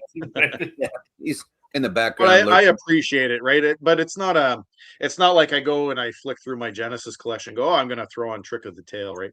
I like it, but it's been a long time since I listened to it. I find with Phil Collins, he was playing to the public to get the hits. I find with Genesis, it's more prog kind of. This is what we're about. I think what's really crazy about Phil Collins at this time too, he was in that other band there, that Brand X, which is complete like jazzy kind of music. Yeah, was fusion. Yeah. But I'm sure sometimes in the 80s, though, there were a few songs that would come on the radio. I'm like, is this Genesis or is it Phil solo? Because they're interblended. Yeah. And Phil with both of them was like putting out something every year. It seemed like they kind of blended together. Yeah, I lost Phil when he brought out True Colors for the Tarzan film. I was like, what is going on here? So, although I do like the Lion King soundtrack. Lion King stuff is okay. Cool. All right. And not that you asked, but I'd take Peter Gabriel's solo stuff over Peter Gabriel's Genesis stuff. So, yes. Not that you asked, absolutely. but, yes. Yeah. And I can't think of the song that I really like. Something Hill. Salisbury Hill. Yes. Salisbury Hill. What a song. Yeah. What a track. And Games Without Frontiers. Like I could probably never hear Sledgehammer again and be good for a lot. It's not that it's not a great song. I just played the video over and over and over again when I was a VJ, DJ, whatever. But yeah, those first couple of solo albums from Peter are pretty damn good. Yeah, and another epic song by Gabriel is that Biko song, which is just crazy about the guy that died during the apartheid protests. It's a really good song. I have that on 12-inch. Do you? Yeah. Yeah, well, I got that for my mom. Yeah. She was really not into, but when the whole apartheid thing was like kind of coming up, she was, writing letters and blah, blah, blah. And I was like, oh, there's a song about it. So I got her the 12-inch. And then after she passed, I took it. That's probably one of the few things I have of hers. Yeah. is that 12-inch. So that's out. I'm That quite- question that comes around, records you'll never get rid of. I'm quite curious on Joe's perspective, being a shop owner on this one, mate. Do people like the youngsters know Genesis and Phil Collins kind of who they are? Because there I seems don't to be a know lot of if youngsters into prog these days. Yeah, I don't know if they do. Definitely, it is an older crowd that buys the Genesis albums, and a younger. I mean, to me, younger now at this point is 30-ish or something like that. That they're looking for the 80s, the Phil Collins stuff. So, and as we've all discussed, there's a little bit of overlap where like Genesis, the solo album or the self-titled album, the one with the Fit the Pieces in. That and Phil's first album, those kind of blend together a little bit. I think that I don't think there's a lot of crossover. It doesn't seem to me, although I am the example of I have a lot of Genesis and I have a lot of Phil Collins as well. But I think there is definitely a group that comes in looking for the Genesis albums and a group that comes in looking for, and they're more, I don't know if they're looking specifically for the Phil Collins albums as much as they're looking for the 80s albums. That's kind of the next wave of collector that I've seen a bit at the store. Is there's lots of people started out looking for Beatles and Stones and of that ilk, and now it's turning to more of the 80s stuff that a lot of people are coming looking for. So well, it's probably a lot to do with Stranger Things as well. They've heard 80s music and their parents brought that was in the 80s, check this out kind of thing.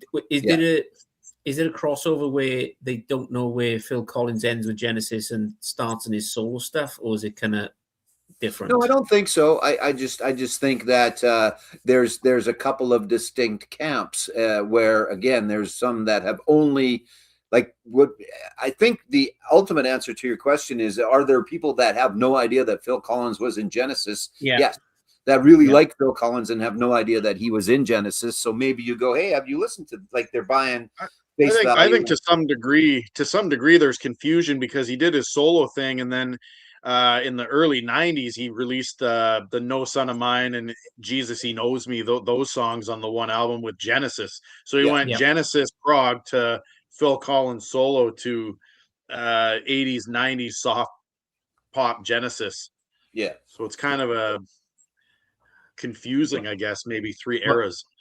And the other thing as well, Daryl, he was the original mullet guy.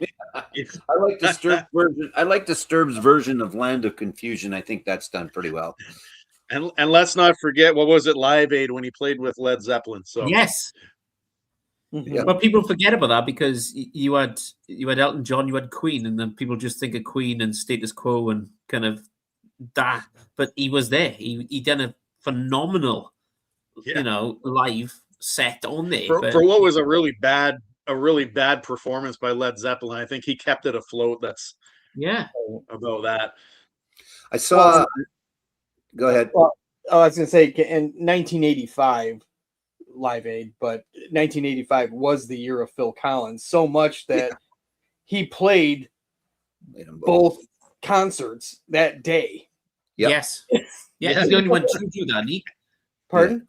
Is he the only one to do that? Because because he was the hardest working guy that year in music. I mean, and just to prove his point, plays Wembley, gets on the Concorde, flies to Philadelphia, gets on the piano, does In the Air Tonight, which my favorite thing. You could in the video, you could barely hear it, but for some reason, I remember when it aired, you could hear it. That famous drum fill in the Air Tonight, the whole 80,000 people, verbally do it. Yeah. Yeah. Oh, it's fun still. When I'm doing football games announcing and it gets played, you can see in the crowd, not everybody, but there's always a lot that you can see them air drum that drum solo. And if you don't actually, it's a rule. You do actually have to air drum the drum solo if you hear it played at a stadium. So, that's just a rule. Fun fact from the UK, Joe, you might enjoy this. There's a company in Britain called Cadbury's Chocolate. Mm-hmm. Yeah. That did an advert with a gorilla playing that solo. Yeah. And it went on for about a year, that advert. Yeah. And it's the most viewed advert in Britain of all time. I'll have to look it There's up. a I'm sure full-on guy in a gorilla's outfit doing the drum solo for that, and that was it. All they went with, enjoy with Cadbury's. There's nothing else. It's like, that's all you need. That's good. Just a great drum solo and good chocolate, because Cadbury is very good chocolate. So Yes. yeah. Do you get Cadbury's in Canada? we get Cadbury. Yes. Yeah. We do. too. It's real chocolate. Yeah. That's all I'm gonna say. I mean, we might have a North American division of it. Yeah. But Right. Okay. Cool. Right. Okay. Let's have a look. I have no idea. Oh, To be honest, I don't even know. I think I don't know whose turn it is. Is that where Yeah, you're going? that's Yours. your turn, Chris. It's Chris. I'm gonna go You know, you. 'cause Daryl just did Genesis. No. Okay. Yeah, it's you. Yeah. I think because we were just chatting so long, my Yeah. mind just went. A Cadbury I'm Flake gone. Bar. Have you had a Cadbury Flake Bar in the last little while? I highly recommend the Cadbury Flake Bar. In the UK, okay, because we love it so much, we've got double. Flake No. bar. Oh my. Yes, that is one hell of a mess. Oh yeah. For sure. Because you open it up and it just goes everywhere. It's over your hand, it's down your face. Yeah. Your mother walks in, go, have you had my flake bar? No. It's literally all over you. So yeah, you got a double flake bar, you've got double Twix, double Mars, double Snickers, double everything. Yeah. Nice. Awesome. So shall I go on to the how are we looking for time? We got about 25 minutes. Yeah, that's fine. Shall I go to the next one? Yeah. Go for it. Okay. Let's have a look. I've shown this before, and Joe has got this on vinyl. Okay. I've seen these live last year. They were amazing. Last ever tour. Came to Cardiff. Never been to Cardiff before. Canadian band, Joe. Very nice. Do you know what I'm talking about? Do I know the Canadian band who was their last tour? Sum Last 41. ever tour. They're not touring again. They came out in the early 2000s. Sum 41. Correct. Well done, mate. Good There they stuff. are. Yeah. How would you pronounce that? Heaven and Hell or Heaven XL? Yeah, heaven and hell. I think that's what they're going for there. Yeah. Yeah. There's the front. There's the back. This is actually quite a good album. I prefer the first side to the second side, but Yeah. it is a good album. I'll show you the inside because it's the law. And there they are. So, Joe knows this, so I'm not going to ask him. I'm taking out the equation completely. Daryl and Trevor, looking at this, what color vinyl would you say it is? And it's not black. So, Yeah. what are we going for, guys? Here's your quiz of the evening. I'd say a red and blue splatter, but that's I think Daryl's been on a live stream when we've shown this before, Joe. Maybe. Trevor. Periwinkle and Periwinkle. Good choice. I don't care if the answer's right or not. That's a good choice. there we go. Yeah. It's kind of like it is black. It's a pinwheel, as they call it. Yeah. So Very nice. Saw them open Really? for Offspring. It was a great doubleheader because they I kicked ass bet. and Offspring I was good. That was a very good show. That was a very we talked about where shows where they try and get a couple of different groups of people in by having two different genres. That was not the case in this case, but it was very, very well done. I'll just go through. I'm not fussed on the second second side, Joe. I gotta be honest. It's a bit filler to me. The first side is really good. Waiting on a Twist Fate. Landmines is really, really good. Yeah. Can't wait. Time Won't Wait. Future Primitive, and there's Bad Mistake and a few others. But Yeah, I mean the first side was more Heaven, if you want to call it that, right? Yeah.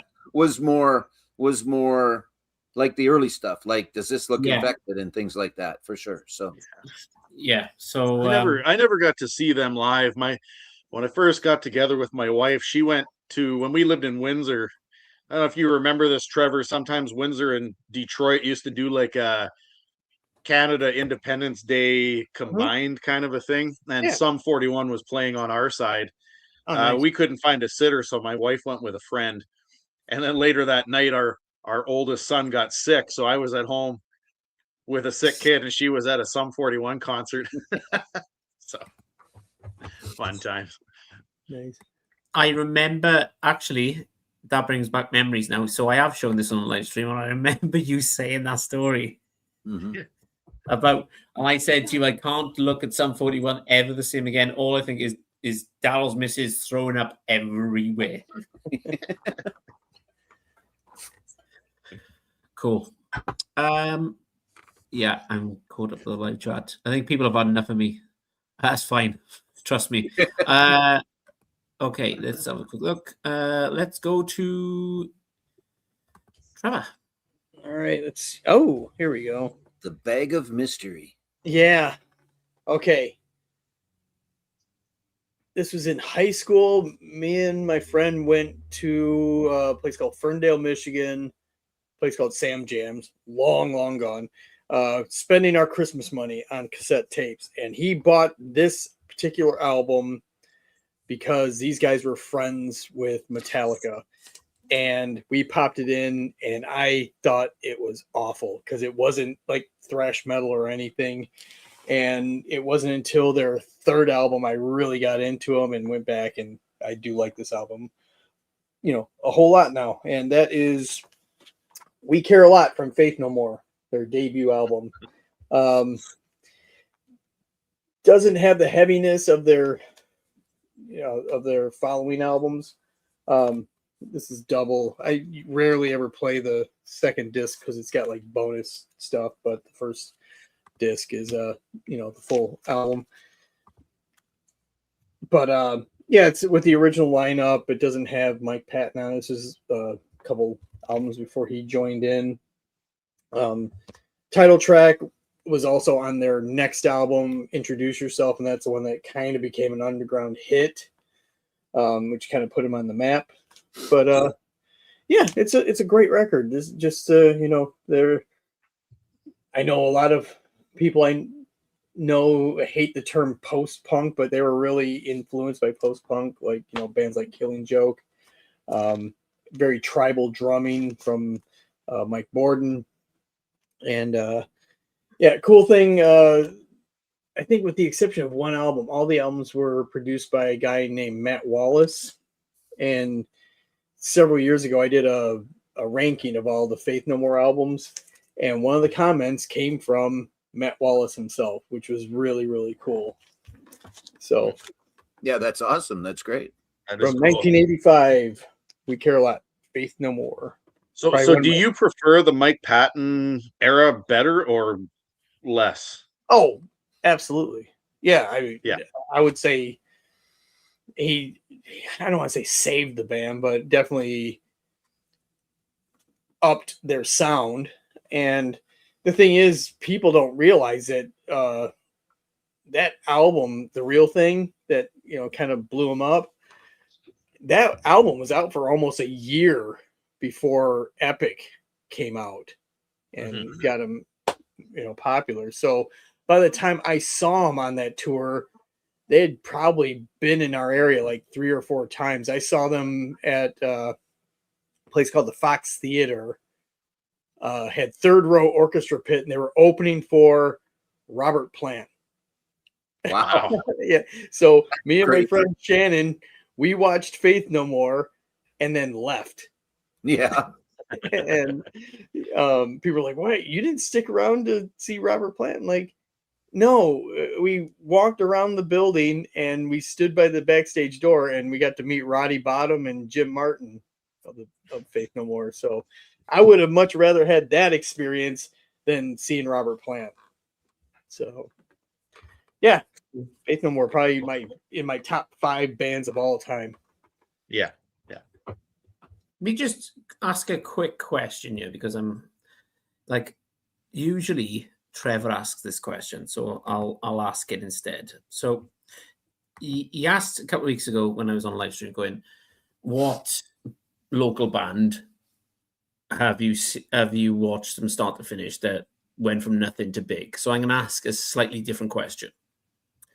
What band have you seen live as a support act, but now you follow their career? Lots, right? I mean, I just talked about the one, but yeah, there's been a lot of bands that have been introduced in that scenario, right? Being the opening band where maybe they haven't got any airplay yet, if that's where you're listening to stuff, or you just have not come across them. And then all of a sudden you go and you see them with someone and it's like, holy shit, where were these guys all along? And they've been around forever sometimes. So because for me, Joe, it was the Darkness who was supporting the Offspring in Brixton Academy. And I've told this story. Remember me telling this story about I took a piss with Frankie, the bassist? You told my hand. Yeah. After he took a piss. Yeah. And I was kind of like, I gotta watch this. Yeah. So Trevor, has it been the time where you've watched supporting act and they've gone like? Well, are you talking about that we were familiar with already, or we discovered them as an opening act? Because I didn't know who the Darkness were. Like they were just. May of 1994, I go to see Nine Inch Nails. Oh, nice! In a theater, 3,000 capacity theater, and their opening act, who didn't have a record out at the time, it came out a couple months later, and it was a band, not a guy, Marilyn Manson. Shut up. Yes. And I was just like, Lord, I'm like, so every week I would go to the record store. Hey, Marilyn Manson, when is it? Oh, it's coming in a couple months. Yeah, so I would go every week, and I bought Portrait of an American Family the day it came out. And I was a huge Marilyn Manson fan from 94 to about 97, and then I just got burnt out. He is coming to Cardiff in April. Right. Yeah. And I know, Joe, we've been through this before, and you're going, it's easier to get the tickets and ask for forgiveness later on. That's right. But she will not go with me. There's no chance Liz is going to watch Marilyn Manson live. There's no way. But I would love to.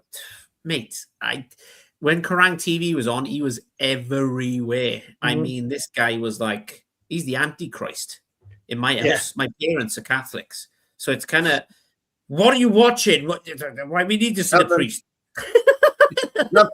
Nothing. Yeah. Mob Scene was my favorite song he did.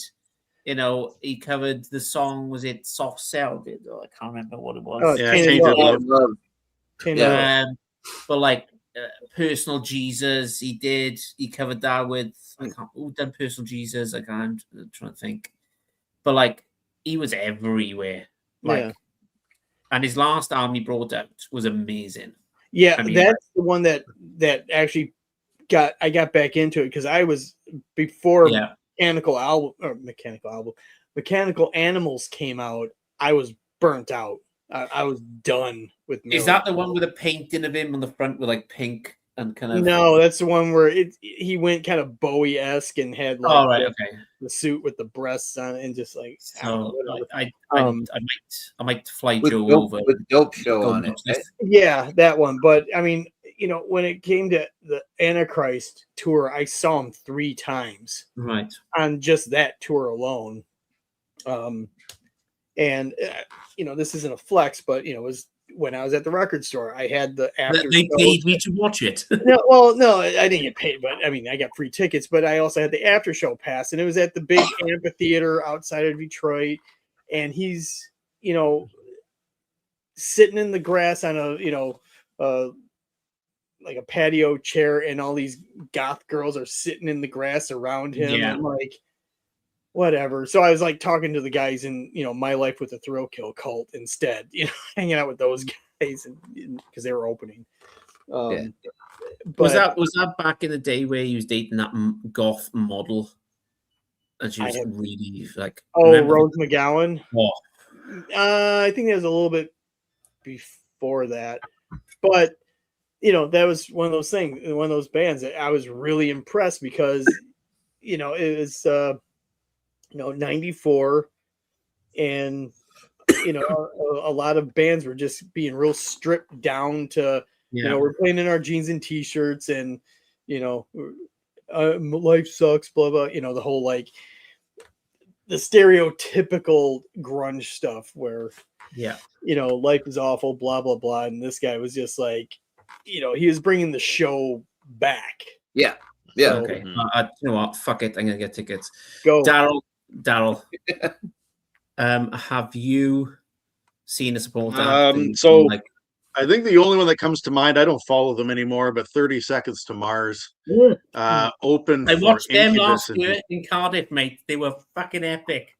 Yeah, they opened for Incubus in Detroit in 2002. I would like to say.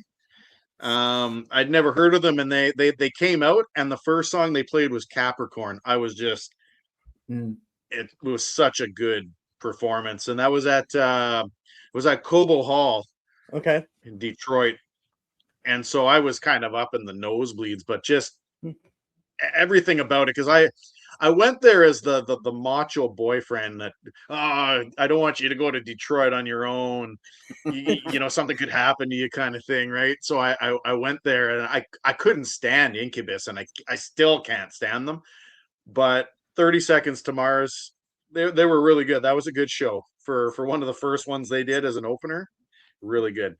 My friend works in an arena, should we say, in Cardiff. It's called the CIA. It's called something else now. They keep renaming it used car people, like Motor Point Arena and shit. You know what it's like? They keep changing the names. So I'll call it Cardiff's International Arena, right? And he said to me, he goes, I used to work with him, and he was like, they're there tonight. Do you really fancy? I'm like, I know of them. Yeah, fuck it. If it's a free ticket, I'll go. It was the best concert I've ever seen. It was amazing. Like from start to finish, some random guy jumped on stage with a Welsh flag and wrapped it around his head for the entire concert. Then he wore as a bandana. Like imagine a red, like a dragon. You can't miss the Welsh flag. It's a dragon. Yeah, that's true.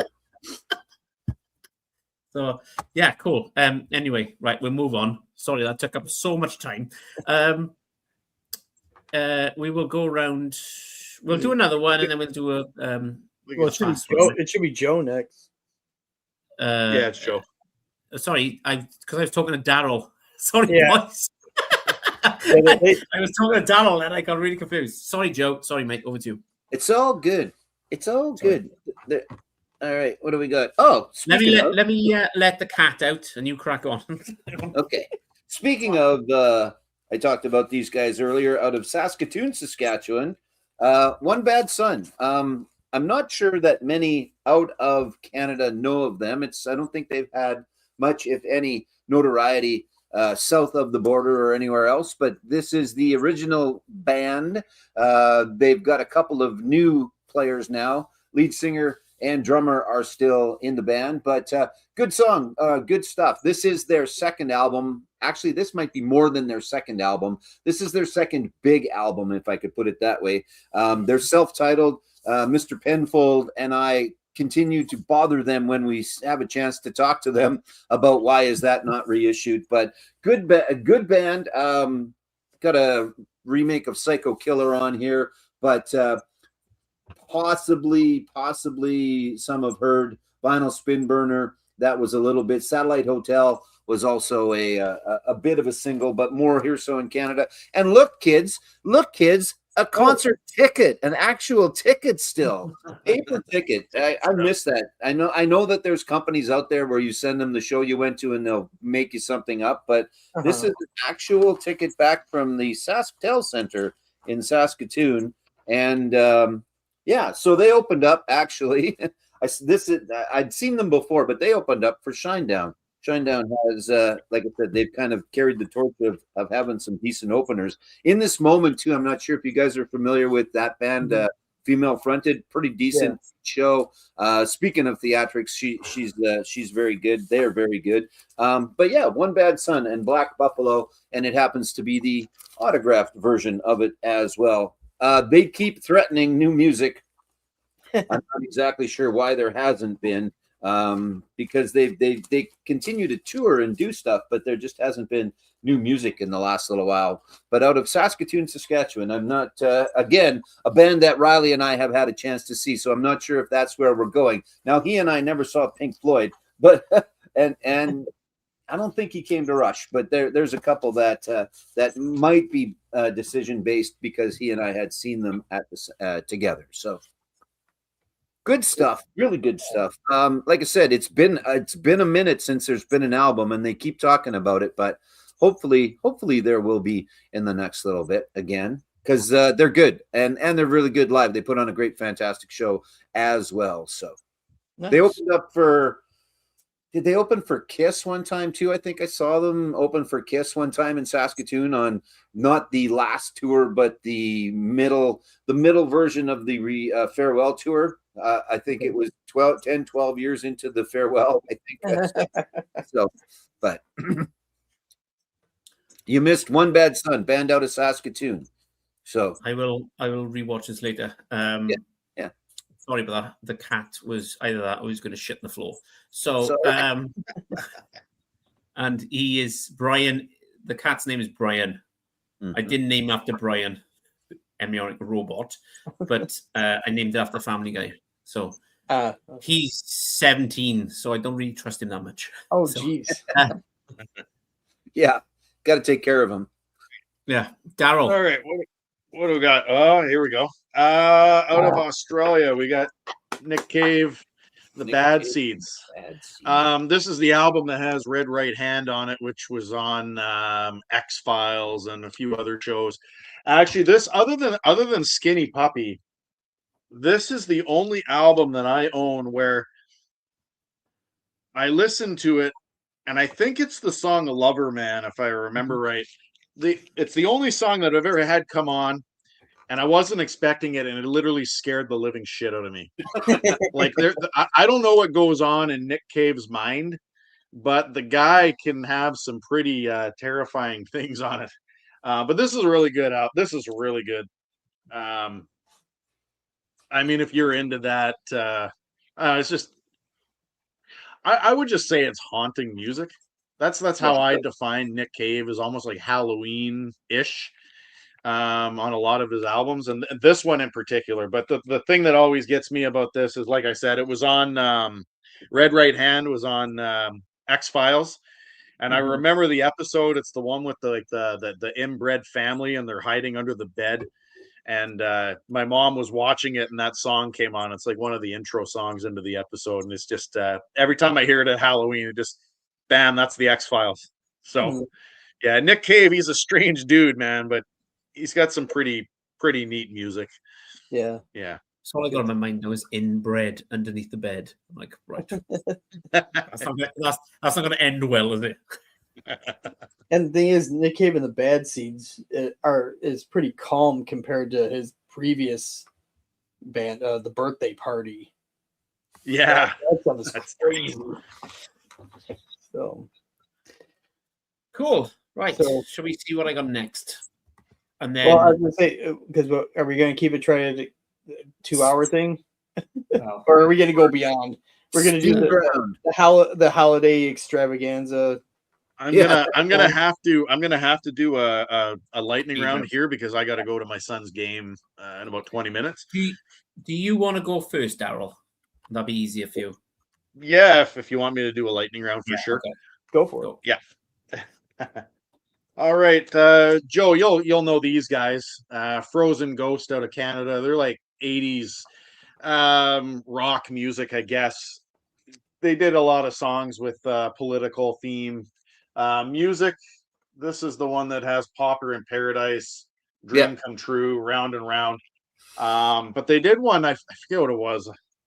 Should I See, I think it was all about censorship and how governments shouldn't censor music and music videos and stuff like that. So Frozen Ghost, Like the Motley Crue thing, they have the umlaut on top of the O, which is hilarious for no reason. Yeah. What do we got here? Mike and the Mechanics. This is the one with Silent Running Yes. on it, and All I Need Is a Miracle. I mentioned this actually in my vinyl tag video. That I love Paul Carrick. He's one of my favorite singers, and does a good job with Mike and the Mechanics. Supertramp, Crime of the Century. I don't think I need to say too much about this album. Brilliant album. It's a classic. Brilliant. School, Bloody Well Right is a really good song, and more. Plus, of course, the constellations on the front. The Screamo has scared me. You talk about Nick Cave scaring you. The Screamo has scared me when I was a little kid. Yeah. Oh, here we go. We got a compilation. Rock and roll and original artists. We got Sugar Shack. We got My Guy. We got Wooly Bully. So, little compilation on Impact. Probably not the greatest quality, but there you go. Another Ministry album, Psalm 69. I was introduced this through Beavis and Butthead. When they critiqued the songs, they were critiquing Just One Fix, which has a crazy music video. Almost uncomfortable with the part where the kid's ODing in a hotel room. But anyway, Jesus Built My Hot Rod, NWO. Really good stuff on that one. That would almost be my intro to Ministry if I was going to go there. No Mercy. This is a 12-inch single. Where do you go? The 90s dance track, boy band. So No Mercy. And I think there's like 6 versions of the song on there. I think we've talked about this one before, Joe. The Tubes. Yep. Inside Out, which I forget what the hit on this one is, but once She's a again, beauty. 80s new wave pop music. Really good stuff. And I think I got one more here. My grandfather's military bands, and I think I showed this on my Remembrance Day video that I did. So you get what you get on this one. It's all military music, bagpipes, that kind of thing. So those are the ones that my daughter picked for today's episode. And I'll probably stick around to watch you guys for about another 3 or 4 minutes, and then I'll have to jet. Did you get the Oculus for Christmas? That looks like an Oculus behind you. The headset. That is so my son had it before, but he got all kinds of accessories for it for Christmas this year. Oh, okay. Cool. Yeah. Good. Okay. Let's see what Liz has picked. If they got picked, you got to show them. So show them all.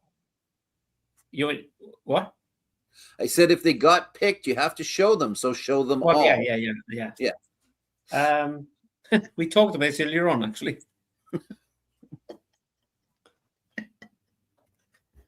Genesis. Yeah. This is the greatest hits. No. Shock. I'm going to stop being surprised. How far does that one go for? It was like 90s, or is that the 80s greatest? So this is Turn It On Again, the hits. Oh, good God, this is so small. This came out in 1999. So it's got tracks like Turn It On Again, Invisible Touch, Mama, Land of Confusion, I Can't Dance. I remember that in school, and we were young. I can't dance, I can't walk, and it done my head in. Follow You, Follow Me, Hold My Heart.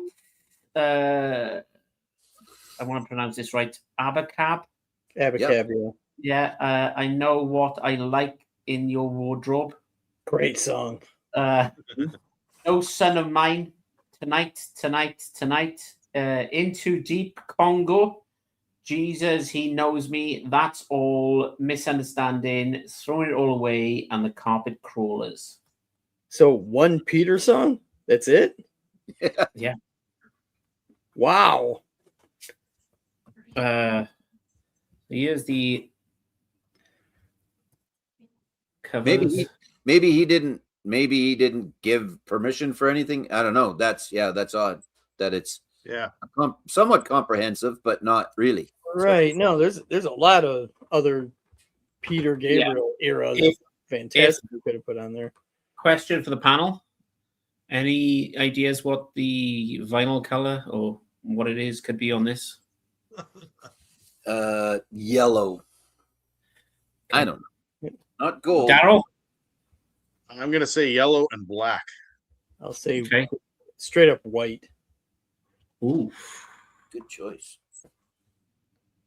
see-through. Ah, so skim milk. Yeah, I you know what, Trev? I'll give that to you. Yeah, it's not a color. It's not a color. God damn it. Well, exactly. So anyway, that was What does Genesis. abacab mean? That color is abacab. That's what that color Yeah. is. There you go. Yeah, well, I said that wrong, didn't I? Which color is going to be? I should have said. Yeah. Anyway, what glass colors are see-through? So yeah, that's Genesis. Turn it on again. The writing is so small on this, guys. It's it says 99, got re-released in 2004. This is a HMV exclusive on see-through vinyl. Yeah, made in Germany. That's what I fucking know. That's all I got. It's literally, and I saved the hype sticker because I don't know about you. Every time I get hype sticker, I put the kettle underneath the hype sticker. I take the hype sticker off and I put it on the outer sleeve. That's what I do. Yeah. Yep. So, let me just read through this quickly. Yeah, there's no information. 25th anniversary of this album. So that's literally all I've got. So yeah, Daryl, if you need to jump off at any point, mate. I'm gonna have to get going because dinner's ready, and then I got to go to my son's hockey game. So, wish him well, and I will watch the rest of this at some point just to see what you guys put out. But thanks for having me on again, for sure. Well, good Daryl, seeing you, Daryl. anytime, mate. Good to Not that see you've you. got Alright. an option. I'm just saying. What's that? Not that you've got an option. I'm just saying. Yeah. Enjoy the game. Yes. Yeah. Will do. Enjoy. All right. Cheers, mate. See you later. Thanks. Bye-bye. Bye. Right. Okay. Over to Trevor. What have we got, mate? All right. How did the Seahawks do? Were you watching? I assumed you were not watching, but were you paying Yeah, attention? it was on in the background. They won. Yeah, that's Um, good. Yeah. Because so they're we had been in, right? I'm We've been sorry. talking about- They're in the playoffs, aren't they? Oh, yeah. Like they secured. Yeah, they're locked in already. All right, what we got here? Appropriate for this neck of the woods. Saw this movie. This is a soundtrack. Never thought while watching this movie in the theater that I would end up living in that area. So you probably already know where I'm going with this.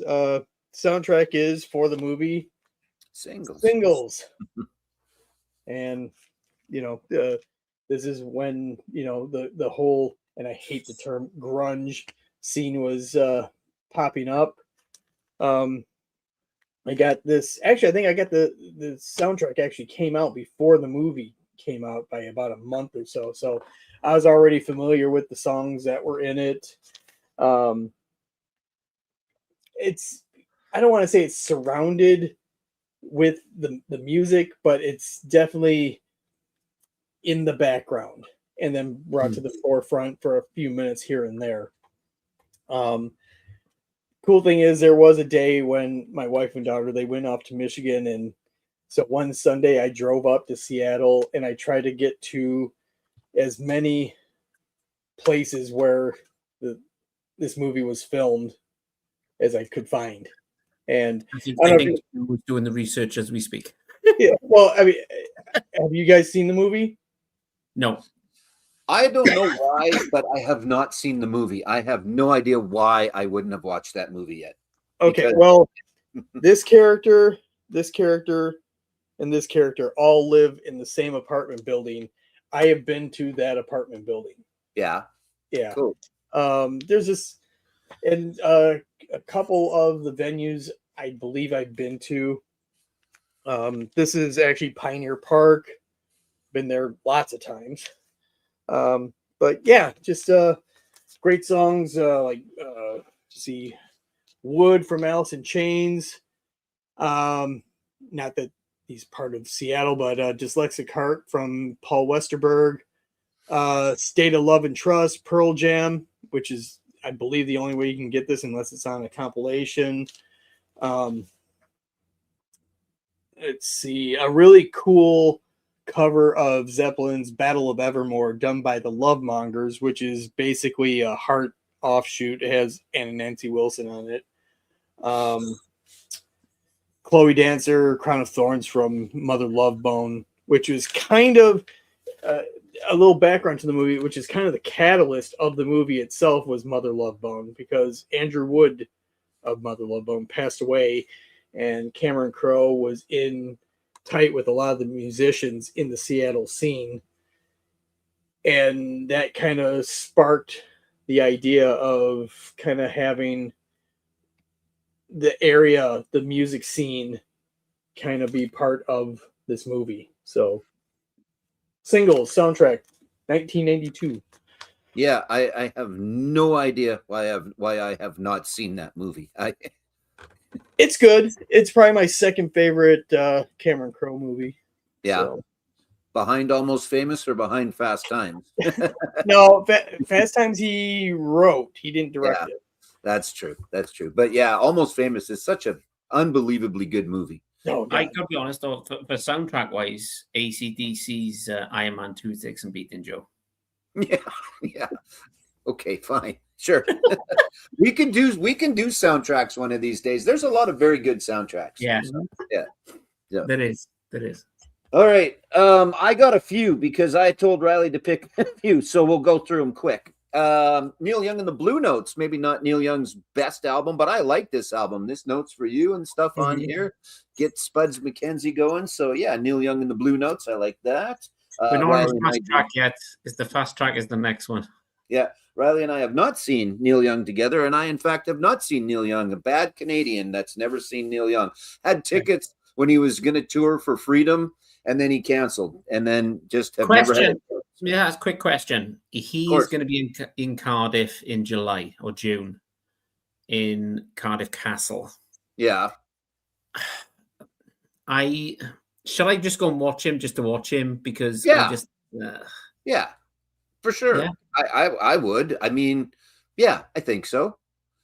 It would be a bit ironic if you came to Canada and I went to Cardiff to watch Neil Young, wouldn't it? If we like passed in planes and even if you're not a fan, if you're a like moderate fan, would you still? I think so. He might be one of those guys, but it might be one of the cases where he will not play anything that you have ever heard. I don't know what he's doing these days. Yeah. Right. Well, remember I said to you I watched Joe Bonamassa live, and he played nothing I knew. And Liz is a big fan of Joe Bonamassa, and her dad is as well. And Joe Sanamatri, I want to say. Satriani. Yeah. And her dad was like, "Oh yeah, you got to watch Joe Bonamassa. He's amazing live." And even that's like Liz is a massive fan, and she was like, "I have no idea. There's not one song tonight he's played that I knew." With Neil Young, I know like a few songs. Am I going to kick myself in a few months going, shit, it's like Oasis? I think if Neil still sounds good, as much as Neil ever sounded good singing-wise, he was not horrible. He was not like that. I don't know if it would matter. He's one of those guys I think you could go see and just go, okay, I got a chance to see Neil Young. Yeah. And in the castle setting and things like that as well, I think all of that would, So yes is the very long answer that I gave you to that. I'll tell Liz that Joe said I have to go. Okay, go. Yeah, sure. Blame me. I don't care. That's fine. The much maligned Load by Metallica. Trevor winces. I'm not sure if that's good or not. But I like it.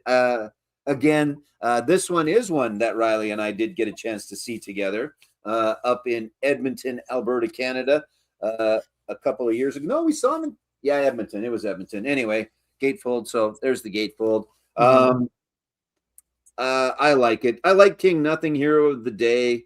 Obviously, they were kind of hit-ish, but I also like Reload for what it's worth, Trevor. So what are you going to do?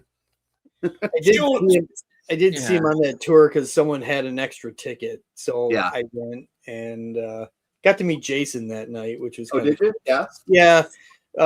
He did. It was weird because it was one of the after shows, within the bowels of the arena, Yeah. and he was the only one who showed up for the Yeah. after show. And here's the thing that shows how cool Jason is, because he's a Michigan guy. Yeah. His family was there, Oh, really? Yeah. and he still showed up for the fans. That's good. That's So good. I mean, that was also the drinking and probably other things, days. Sure. But I'll always give a hats off to Jason for doing that. Yeah. In his not his hometown, because it's on the other side of the state, but still. yeah, his family was there, and he still showed up to sign some stuff. It was Hero of the Day single, but it had the Motor Headache, which I got to bring up later on. But I'll just say it now.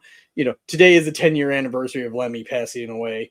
Yes. So, but I got the 3 or 4 songs that Metallica recorded of Motorhead. I got that CD signed. Cool. Jason. That's awesome. That's awesome. Go ahead. I just think that like Motorhead were amazing. I had a chance to watch them live and I didn't, and it kicks me. We've been through this before. Me too. Metallica are in Cardiff. I tried to get tickets. They sold out 85,000 tickets within 10 minutes. And the tickets were going for £150, which works out at $210 a ticket. Yeah. This is going to piss you off now, Trev. I would be happy with the greatest hits from Metallica, I think, with the hits. And That's they fine. haven't. Yeah. They haven't released it, and I know why, because they want everyone to buy the album. But I find especially the last album, didn't do it for me, mate. Like, it was a bit, I don't know. To me, it seemed like a continuation of Hardwired. It sounded exactly the same. So if you put Hardwired and 72 Seasons back to back, it just sounds like one long. Yeah, exactly. But which makes me think they recorded the 2 albums at the same time. I don't think they did, but it's the same people, and their engineer Greg Fiddleman. What I get out of that album is he is a yes man. Okay. I don't think he's very critical like other producers, saying, "Can we chop about 2 minutes out of this song because it's going on way too long and it's not going anywhere." I just feel like the next album, if they bring out another album, unless it's greatest hits, I want them to bring in a producer that's gonna say, no, that's shit. No, we have to cut this, and just be honest with them. Because I think they need Bob Rock back, honestly. Yeah, As much as Bob Rock put them in an upper echelon of rock music with the Black Album, he didn't take shit either from those guys. How do you feel about this, Joe? Where do you stand on like Metallica and that kind of new releases? And I'm good with all of it, and so I'm certainly not. Oh my God, it's got to be the first X amount of albums, and then at the Black Album it goes to shit. I'm not that. I enjoy all of it, so I'm just glad. Well, that album you showed is probably one of my favorite albums from start to finish. Like I said, I love it. Reload. I love it. Yeah, it's good, and I Reload. I don't have a problem with either. I'm good. I'm good with all of it. I just take it for what it is. There are certainly better albums for me than this, but I don't mind this album. So, last Took story. Trevor mentioned family in the audience. At one point last night, we were Joanne and I, the old folks, were right on the rail. That I can't get her to the rail very often, but I can get her to the rail for these guys. She really likes them. But so the guitar player Corey Churko was right in front of us, and at this one point near the end of the show, you see him look over to his left, and this massive smile comes on his face, and he keeps playing and he does that. But you could tell he saw someone, and the next break, Todd, the lead singer, was talking about parents for some reason, and Corey goes, "Yeah, my mom's right over there." Yeah, so even when brilliant. you're a 50-year-old rock and roller Yeah. and your mom shows up at the show, you still get it in the feels, I think, a little bit. So that was I think there's two versions of that. Holy shit, what have I done? And the other version is I'm glad to see Hey, it. it's my mom. Yeah, exactly. So, but yeah, I like that album. I like that album. Okay, Riley picked a few more here. I'll go through them quick. Okay. Dressed to Kill. Okay, the last Took story, because Brent Fitz, the bass player in Took, the drummer in a lot of bands.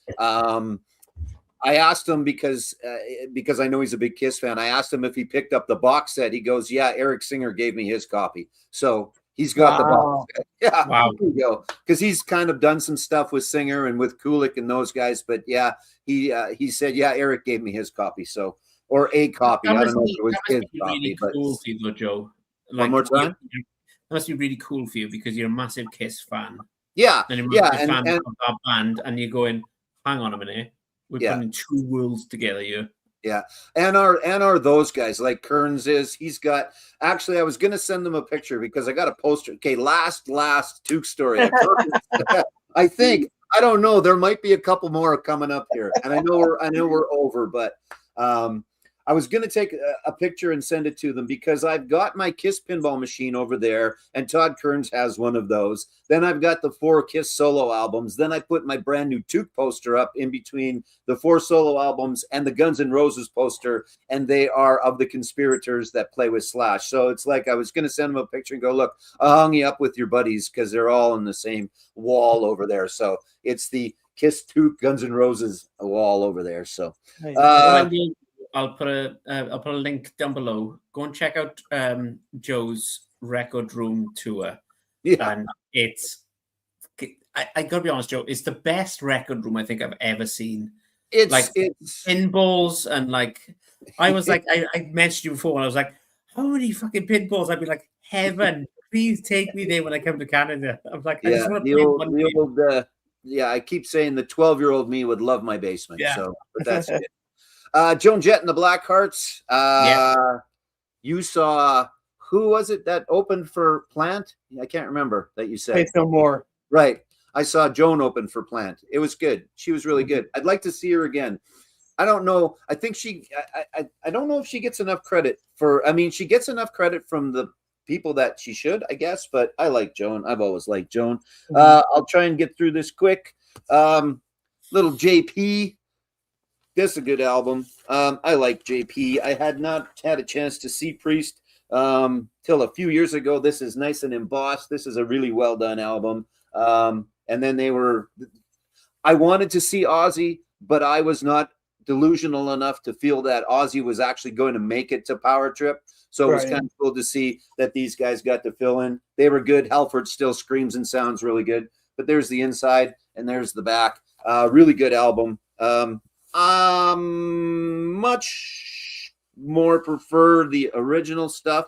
It's just the black. I thought it might be the flame version, but I still enjoy Firepower. What do I got? I got 2 more, and then we're out of here.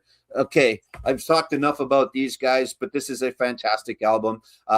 This, up until last year, was one of the few bands that Riley had seen that I hadn't seen, actually. He got a chance to go see Green Day a while ago now, I think maybe on this tour. But good stuff. It's a gatefold. I can't break my own rule. There you go. There's the inside.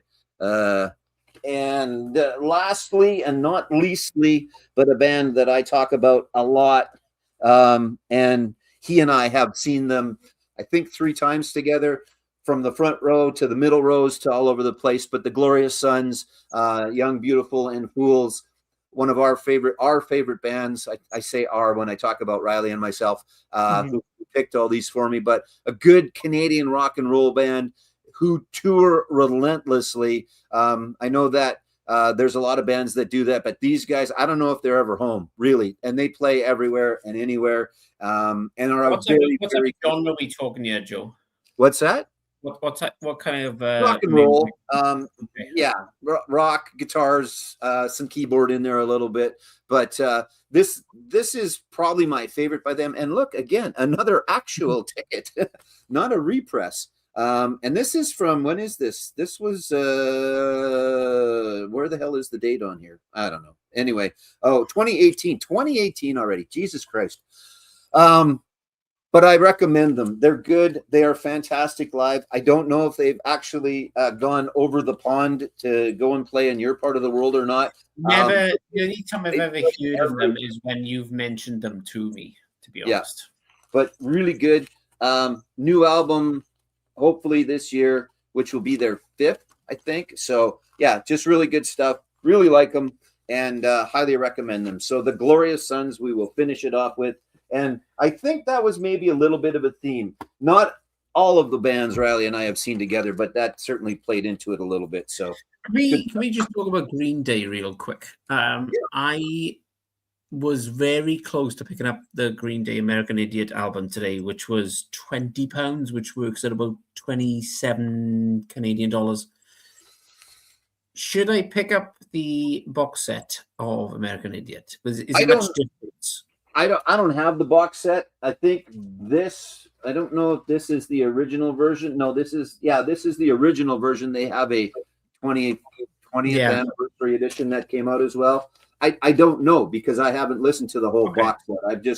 I do have the 20th anniversary over there only because it's red or something stupid. I'm one of those guys. I do have a few duplicate copies of stuff, but yeah. So I don't know if you necessarily need, but the 20th anniversary edition, like I said, it looks pretty. I think it's actually over there somewhere. So there's shit everywhere. There's stuff everywhere.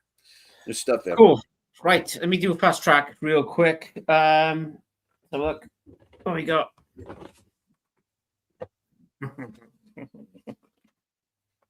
It was a matter of time, wasn't it? The Stereophonics had to make an appearance sometime, right? Yeah, that's good. So though. This is the live album, live from Dakota.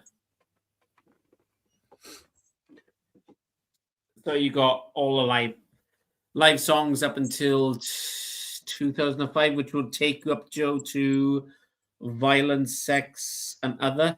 Yeah, say. It's over there too. So you got all the hits pretty much on this one. I think this is a going joke in the vinyl community with me, you, and Rob, where I showed this before, I think, on Rob's channel, and you said to me, "Oh, this is a limited edition. No, you can't get this anymore." And you went, "You've got the only copy. That's why." That's harsh. Hey, so you ask me all the time, and I know the answer, kind of. Explain their sound to people. Has it changed a lot? Because I haven't had a chance to listen to a lot of, but I like what I've heard. What would you, again, compare if you're going to compare them to someone or their sound? Okay, so their inspiration is AC/DC and The Who. Okay. And yeah, pretty much. So when Kelly was younger, he used to listen to Who and AC/DC. That was it. So if you take Britpop and tune it up to like 1,000, sure, you're going to hear Daltrey from The Who. You're going to hear AC/DC, Raw, that kind of music. They're not like Oasis. They're not like Blur. They're not like Pulp. They're completely different. He's got the voice of Rod Stewart in a rock band. That's the only way I can put it. Yeah, that's aptly described that I've heard anyway, so that's good. That's the first one. Did you see who joined us? Fucking hell. Elton John's greatest hits. Now, was the fucking hell because it was another greatest hits or because it was Elton John? Because nothing wrong with Elton John. Yes, it was. Yes, it was. Okay. Well, you saw who joined us, right? Have you looked at the chat in the last second or two? No, sorry, hang on. I'm trying to get through my inner sleeves. Yeah. I just don't want you to, say something stupid on who picked the records for you. Okay, my other partner, which is Liz. Hope you enjoyed my random selection. Valleys Rock. So in Wales, there's a lot of valleys, and we call it valleys music, which is pretty much Stereophonics. I love Elton John, but I think I've showed this last week pretty much. Next one. Post Malone, his country album. Oh, I've got fed up with this now, Joe, if I'm being honest. yeah. It was a buy because I listened to Apple Music nonstop, and I'm over it. I'm just, yeah. But Joe will love this one, and maybe Trevor. And I showed this last week. It's the greatest hits.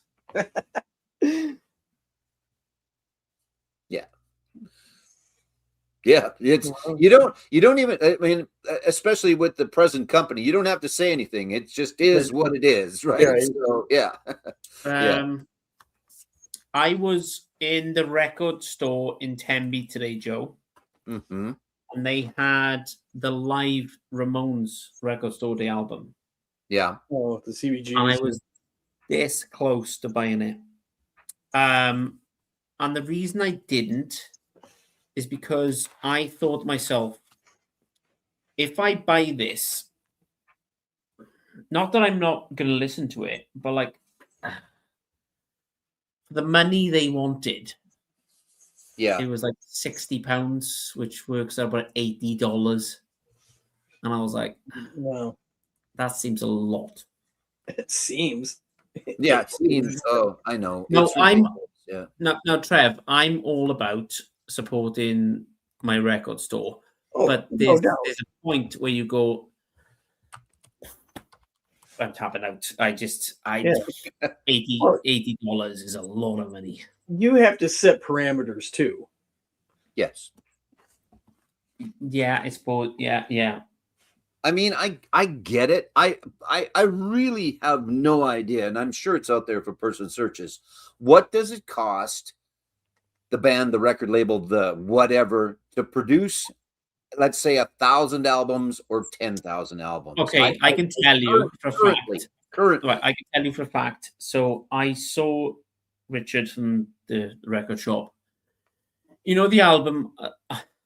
Actually, just for everybody out there who's watching this till the end, thank you very much. Yeah. The greatest hits that I've sent to Joe from the Stereophonics cost my record store £17, which works at about $20 to Yeah. buy. Yeah. I had to buy it for $40. So he's doubling it, right? Yeah.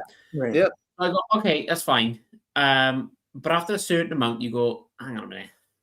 I've been buying like loads of music off you at the moment. So can we like do a deal here? And he was like, oh, well, not really. And, and I'm like, Yeah, just at this point, I'm not sure who's making the money because we've talked about this before. I pay, the store pays still 20 to 30 Canadian dollars. So we'll call it 15 to 25 to 30 American and however many that works out to, right? I don't know to physically press, like, I don't know what these young guys. oh, yeah, I forgot to show the inside. Yeah. There you go, Joe. I don't know what these guys paid to get 1,000 of this album made or whoever paid it. Again, whether it's the label or whoever paid it. Like, I don't know if the record companies are making any money. I have no idea at this point what an actual cost is. Hey, I'm going to go in. Here's my songs. Make a plate of this and press me 1,000 albums of this on whether it's black or colored or whatever. I don't know what that is. I don't know who's making any money. And how we get it down, because they're never going to press 100,000 albums. Like, I mean, shit used to ship 100,000 at a time or 200,000 or whatever at a time, right?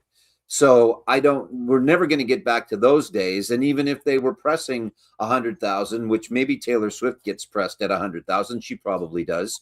What does that cost? I have no idea. I don't know how Really? much the cost. We're never going to get the cost down. It's never going to be $20 for an album anymore unless it sits in a bin for forever and the store goes, I got to get a little something back. So let's just put $20 on it. Yeah. Yeah, I'm sure a lot of times they end up just like, I'm going to price it down just to get it out the door so I can put something else in its place. Certainly. Yeah. I just think sometimes, like, I was looking at the prices today when I was in there, and I was like, fuck. So they had Van Halen live in Vegas, the record store day, the last time around. Yeah. They wanted £70, which works out about $120.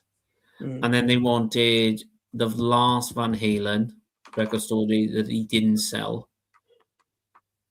£65. Fucking hell, you're looking at $90 to $100. I'm like, what the fuck are we doing here? What are we doing? Like, literally, yeah. what the fuck are we and doing? the record store day stuff has that premium price of an extra $5 to $10 on it, right? It's just going to, because they're going to tell us that they're limited, and they are limited, so that is going to factor into it as well. But you know, how much does it matter if I say I want 10,000 or I want 1,000?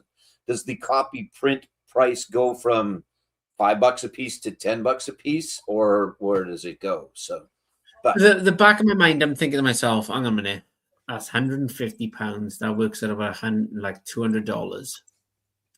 I could buy albums that I want that are going to get reissued or brought out next year. I could save that money to get a good press in, like maybe like a colored press in of what I want. And it's actually, if you work it out, if you go on, like, right, okay, I'm probably not supposed to say this, but I went in the record store today and they had Familiar to Millions, the Oasis live album that Rob wanted for so many years. Yeah. They wanted £70 for that, which works out about $130. You can get on Amazon for £40, which works out about $65, $70. yeah. And I'm like, what are we doing here? Like, we're outpricing everybody. Yeah, the other ones I don't understand, and I know we got to go, but the ones I don't really understand are because some hockey team used Laura Branigan's song as their goal song, so it gets repressed and it costs $30, where I've got 10 of them at $5 a piece in the bin, and you're not getting better of a quality out of the brand new one than you are. It's not like Laura's coming to sing it in your house. So there's some really weird ones like that as well, where there's the reissues when there's a ton of them sitting in bins for a reasonable price, but yet people are still paying $20-$30 for them. And you know, it's not like a Pink Floyd where there's some crazy new audiophile version of it. But even that, anyway, I digress. He doesn't sell any used records. It's all new stuff. It's all new, yeah. Sony, and I'm like, you need a used section here because anyway. Yeah. Anyway. That is the live stream for this evening. We'll go through the panel real quick. We'll go over the horn. Trevor. Here, hold on real quick. Hey, rules are ruals. Rules are rules. If you pull them, you got to show them. So Trev's got a couple still. I'm not even looking at these. I'm just going to hold them up and I'll discover them. This is actually my wife's. I actually bought this for her. Yeah. Me Against the World, Tupac rap. I think I've listened to it maybe once. Changes is a good song off Tupac with Elton John. That's a good song. Another one I bought for her. Oh, wow. Dirty Dancing.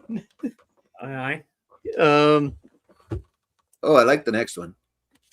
Another one I bought for. There's a theme here. You get fooled because it doesn't say anywhere on here that it's 45 RPM. So then it sounds like a Doom record.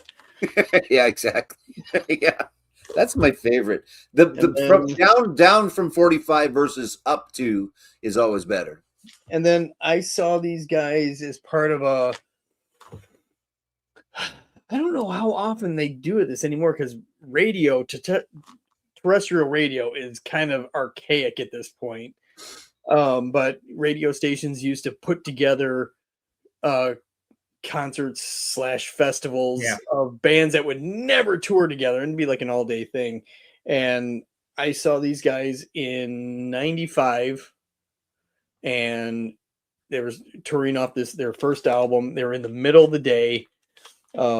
It's funny because I'm sitting there in the crowd. We're up against the rail, and there's like this singer-songwriter girl up there, and she's like, "Oh, thank you very much." And my friend's just like, "Yeah," and this is where the thank yous end. Because these guys came on next. So singer-songwriter to Korn, eh? Holy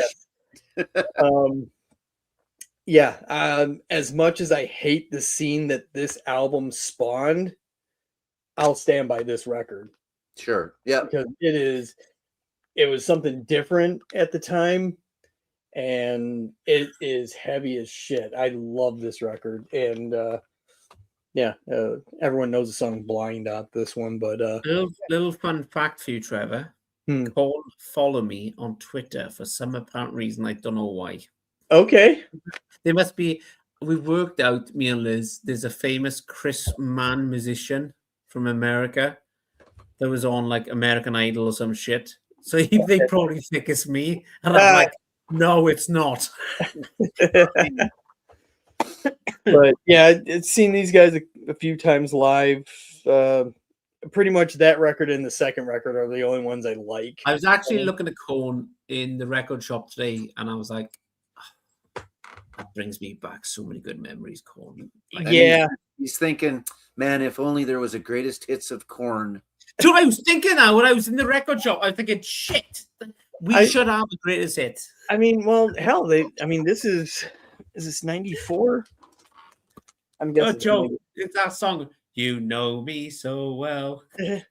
Well, I do. mean, these guys have been around for 30 years. I mean, you'd think that they would qualify for, at least a double vinyl. Maybe they're like Metallica and just like, fuck them. We're At not least going to they're bring it that out. stuff. I do have a radio promo Metallica kind of greatest hits on CD.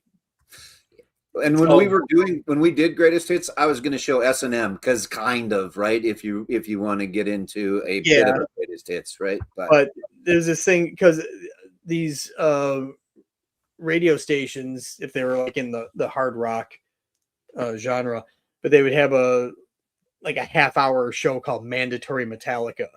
Okay. And this is around the Load era. yeah. So it had like your Master of Puppets, your Fade to Black and stuff like that early on.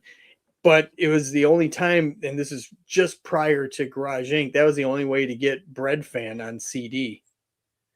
So, and it's a promo disc. Yeah. But I mean, it's on Discogs. I don't know if you, Chris, if you do CDs or not. But I'm sure you could probably find it on Discogs. Yeah, I know it sounds better, but or you could just make a playlist on your Apple and do it yourself. I just refuse to buy CDs at this point. I'm just like, yeah, fuck it. I don't even have a player. No, I don't. Like my sister, listen to this. So Christmas Day, I woke my sister's house. My niece is into Taylor Swift. I'm like, right, okay. And then my nephew, you're gonna love this, Joe, loves fucking AC/DC. I'm like, fucking this have it. Right. So I'm playing him AC/DC. He's bought my sister give me Killers because I bought him a guitar and I bought her a guitar, like a small one. And she's looking at me, give me fucking eyes, going, you absolute bastard, you. And I go on YouTube because I got premium YouTube. And I just go on and go, this is how you play AC/DC Thunderstruck. And he's like, he's all over it. He's like concentrating and he's like loving it. And then she's on the keyboard going, Love Story. I'm like, oh, fucking hell, I got some work to do here. Yeah. And the only guys pushing a cassette revival are the guys that have a shitload of cassettes they want to sell. So actually, I was in the record store today and some guy walked in and he went, have you got any tapes? And he went, yeah, the charity shop is now, fuck off. there is some call for it because you can find them, right? Because like a lot of that 80s metal stuff, there's lots of those around on cassette. So I joke about that a little bit, but that's only because I just don't have any. So. There is a handful of artists that still put them out, though. Yes. Oh, there is. I Yeah, know. definitely. There's still some. I know Oasis have done it. I know Stereophonics did it a few years ago, but they've given up now because it's kind of like it was a fad that really passed really quick. Yeah, and they might press a few hundred of them. I'm not even thinking that they make thousands of them. I'm guessing at most like 500. Well, I went through it back in 2022. I went to a charity shop in Tembe, and they had like a cassette rack. Remember the old wooden ones, the fake wood, and you could pull up the fake plastic. And I was like, "Oh, this is amazing!" And then Liz went, "How many CDs? How many tapes are you actually going to buy at this point?" Because Anyway, right. We'll go around the horn real quick. We need to end this because we've been out there for nearly 3 hours. Trevor, have you got anything coming up, mate? Or what have you done this week? I plan on doing David Atkinson's vinyl tag. Okay. I saw last night someone getting their panties in a bunch about the whole vinyl tag thing, and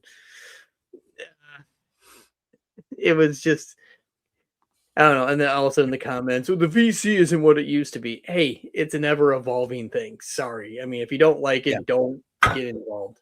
That's, But anyway, I got that going on. I still got to do a video to explain the reason why I can't make it to Buffalo this year. Yeah. So got to do that. So other than that, just waiting for the new year to come around. I wouldn't worry about petty channels coming from Britain, mate. You know who I'm talking about then. You saw it? Yes. And I'm not going to mention his name because he's not worth it. Nope. Doesn't deserve it. Joe, I know you've been off this week. There's no work in the record shop, but I know you've been to a gig. Anything coming up? Like, when you going back to work, what's the situation there? Probably Tuesday for the day and then maybe Friday. So yeah, there's not a lot coming up. I don't think anyway. I'll probably do, something to promote a little bit. Like I said, I talked about these guys. I'm going to promote them a little bit. There's another band in town that actually just pressed some albums, so I'm going to have them on.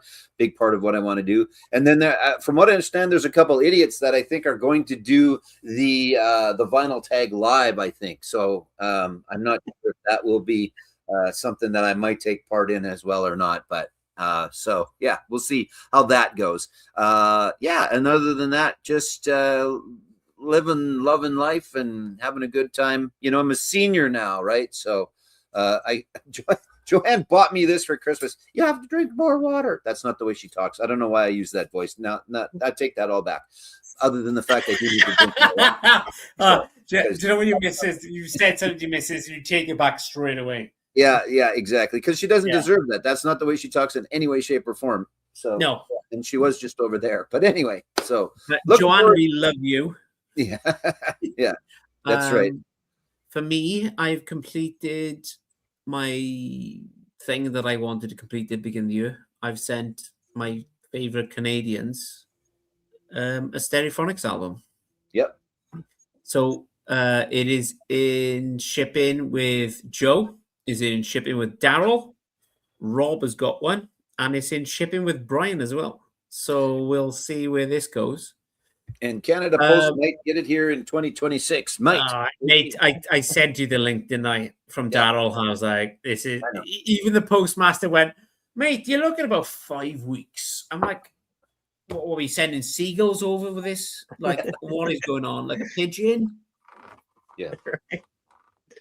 For myself, I did a video today, Joe. You did? Holy, that's good. About what the fuck did I do? They did a video today. I have no idea. I just like, oh fuck. 10 albums that I picked up this year. So okay. Well, there you go. Yeah. Yeah. And there's- I should say, I stopped doing videos, but not because I don't want to do stuff like Sam's and things like that. I just stopped doing stuff. So I Yeah. hope nobody takes offense, which I'm sure nobody does, but no offense. It's not like I'm not doing your tag or your whatever because I don't want to. I'm just not doing it for no other reason than I'm just not doing it. I didn't mean to interrupt, but go ahead. He doesn't do it because he doesn't like you, right? Yeah, That's the really. That's it. Exactly. So I did a video. I've had a lot of comments actually going, who the fuck is this guy? Good. Just stick to live streams, you actually. So yeah, I did a video. I'm probably not going to do another one for another 4 weeks. If I'm being honest, I'll just stick to live streams. Next week, we're going to do in the sleeves. So Ooh. the best in the sleeves that you've got, because that's Joe's rule through the vinyl community. So I thought, right, fuck it, let's do it. Next week, our special guest is going to be Vibe. Cool. Wow. Spencer from England. He did the top 10 most expensive ones on Discogs, the Mhm. thread. So we're going to do that. I'm trying to get Rob back on, Yeah. as long as he's still talking to me after tonight. Yeah. I think he will be.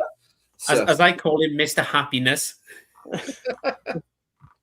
So thank you for joining us this evening. I really appreciate it. Everybody's left comments. Everybody's going to watch this later on. I will leave a link for everybody's channel, but I would highly recommend you watch Joe's record room tour because it is amazing. It is. Even you must say, Joe, that is a fucking it's epic fun. room. It's eclectic. It's 2 years old too. I could probably redo it. Like it's all kind of different down here, but it's fun. It's more fun live. We need to be closer. I wish we could all be closer because it would be much more fun live to come and play with the race cars and play with the pinball machine and listen to the records. But so I thank you. Yes. That gives me an idea for a live stream when I come to yours. Yeah. We'll come up with something for sure. Just say, Trevor, thank you for jumping on tonight. Well, Really thank you for appreciate having it, me. mate. I appreciate it. Always It's been good to awesome. see you. Always. See you guys. And yeah, thank you for everybody who's tuning in and be watching this later. Appreciate it. So I'll put a description down below. I'll put a description for Joe's tour. Go and check it out. It's amazing. He's even got trains in it. That's all I'm saying. For me, I'm geeking out like fuck. It's amazing. Thank you for watching. From us, from Joe, from Trevor, from Daryl. Thank you very much. And I will see you next week for Inner Sleeves. Thank you.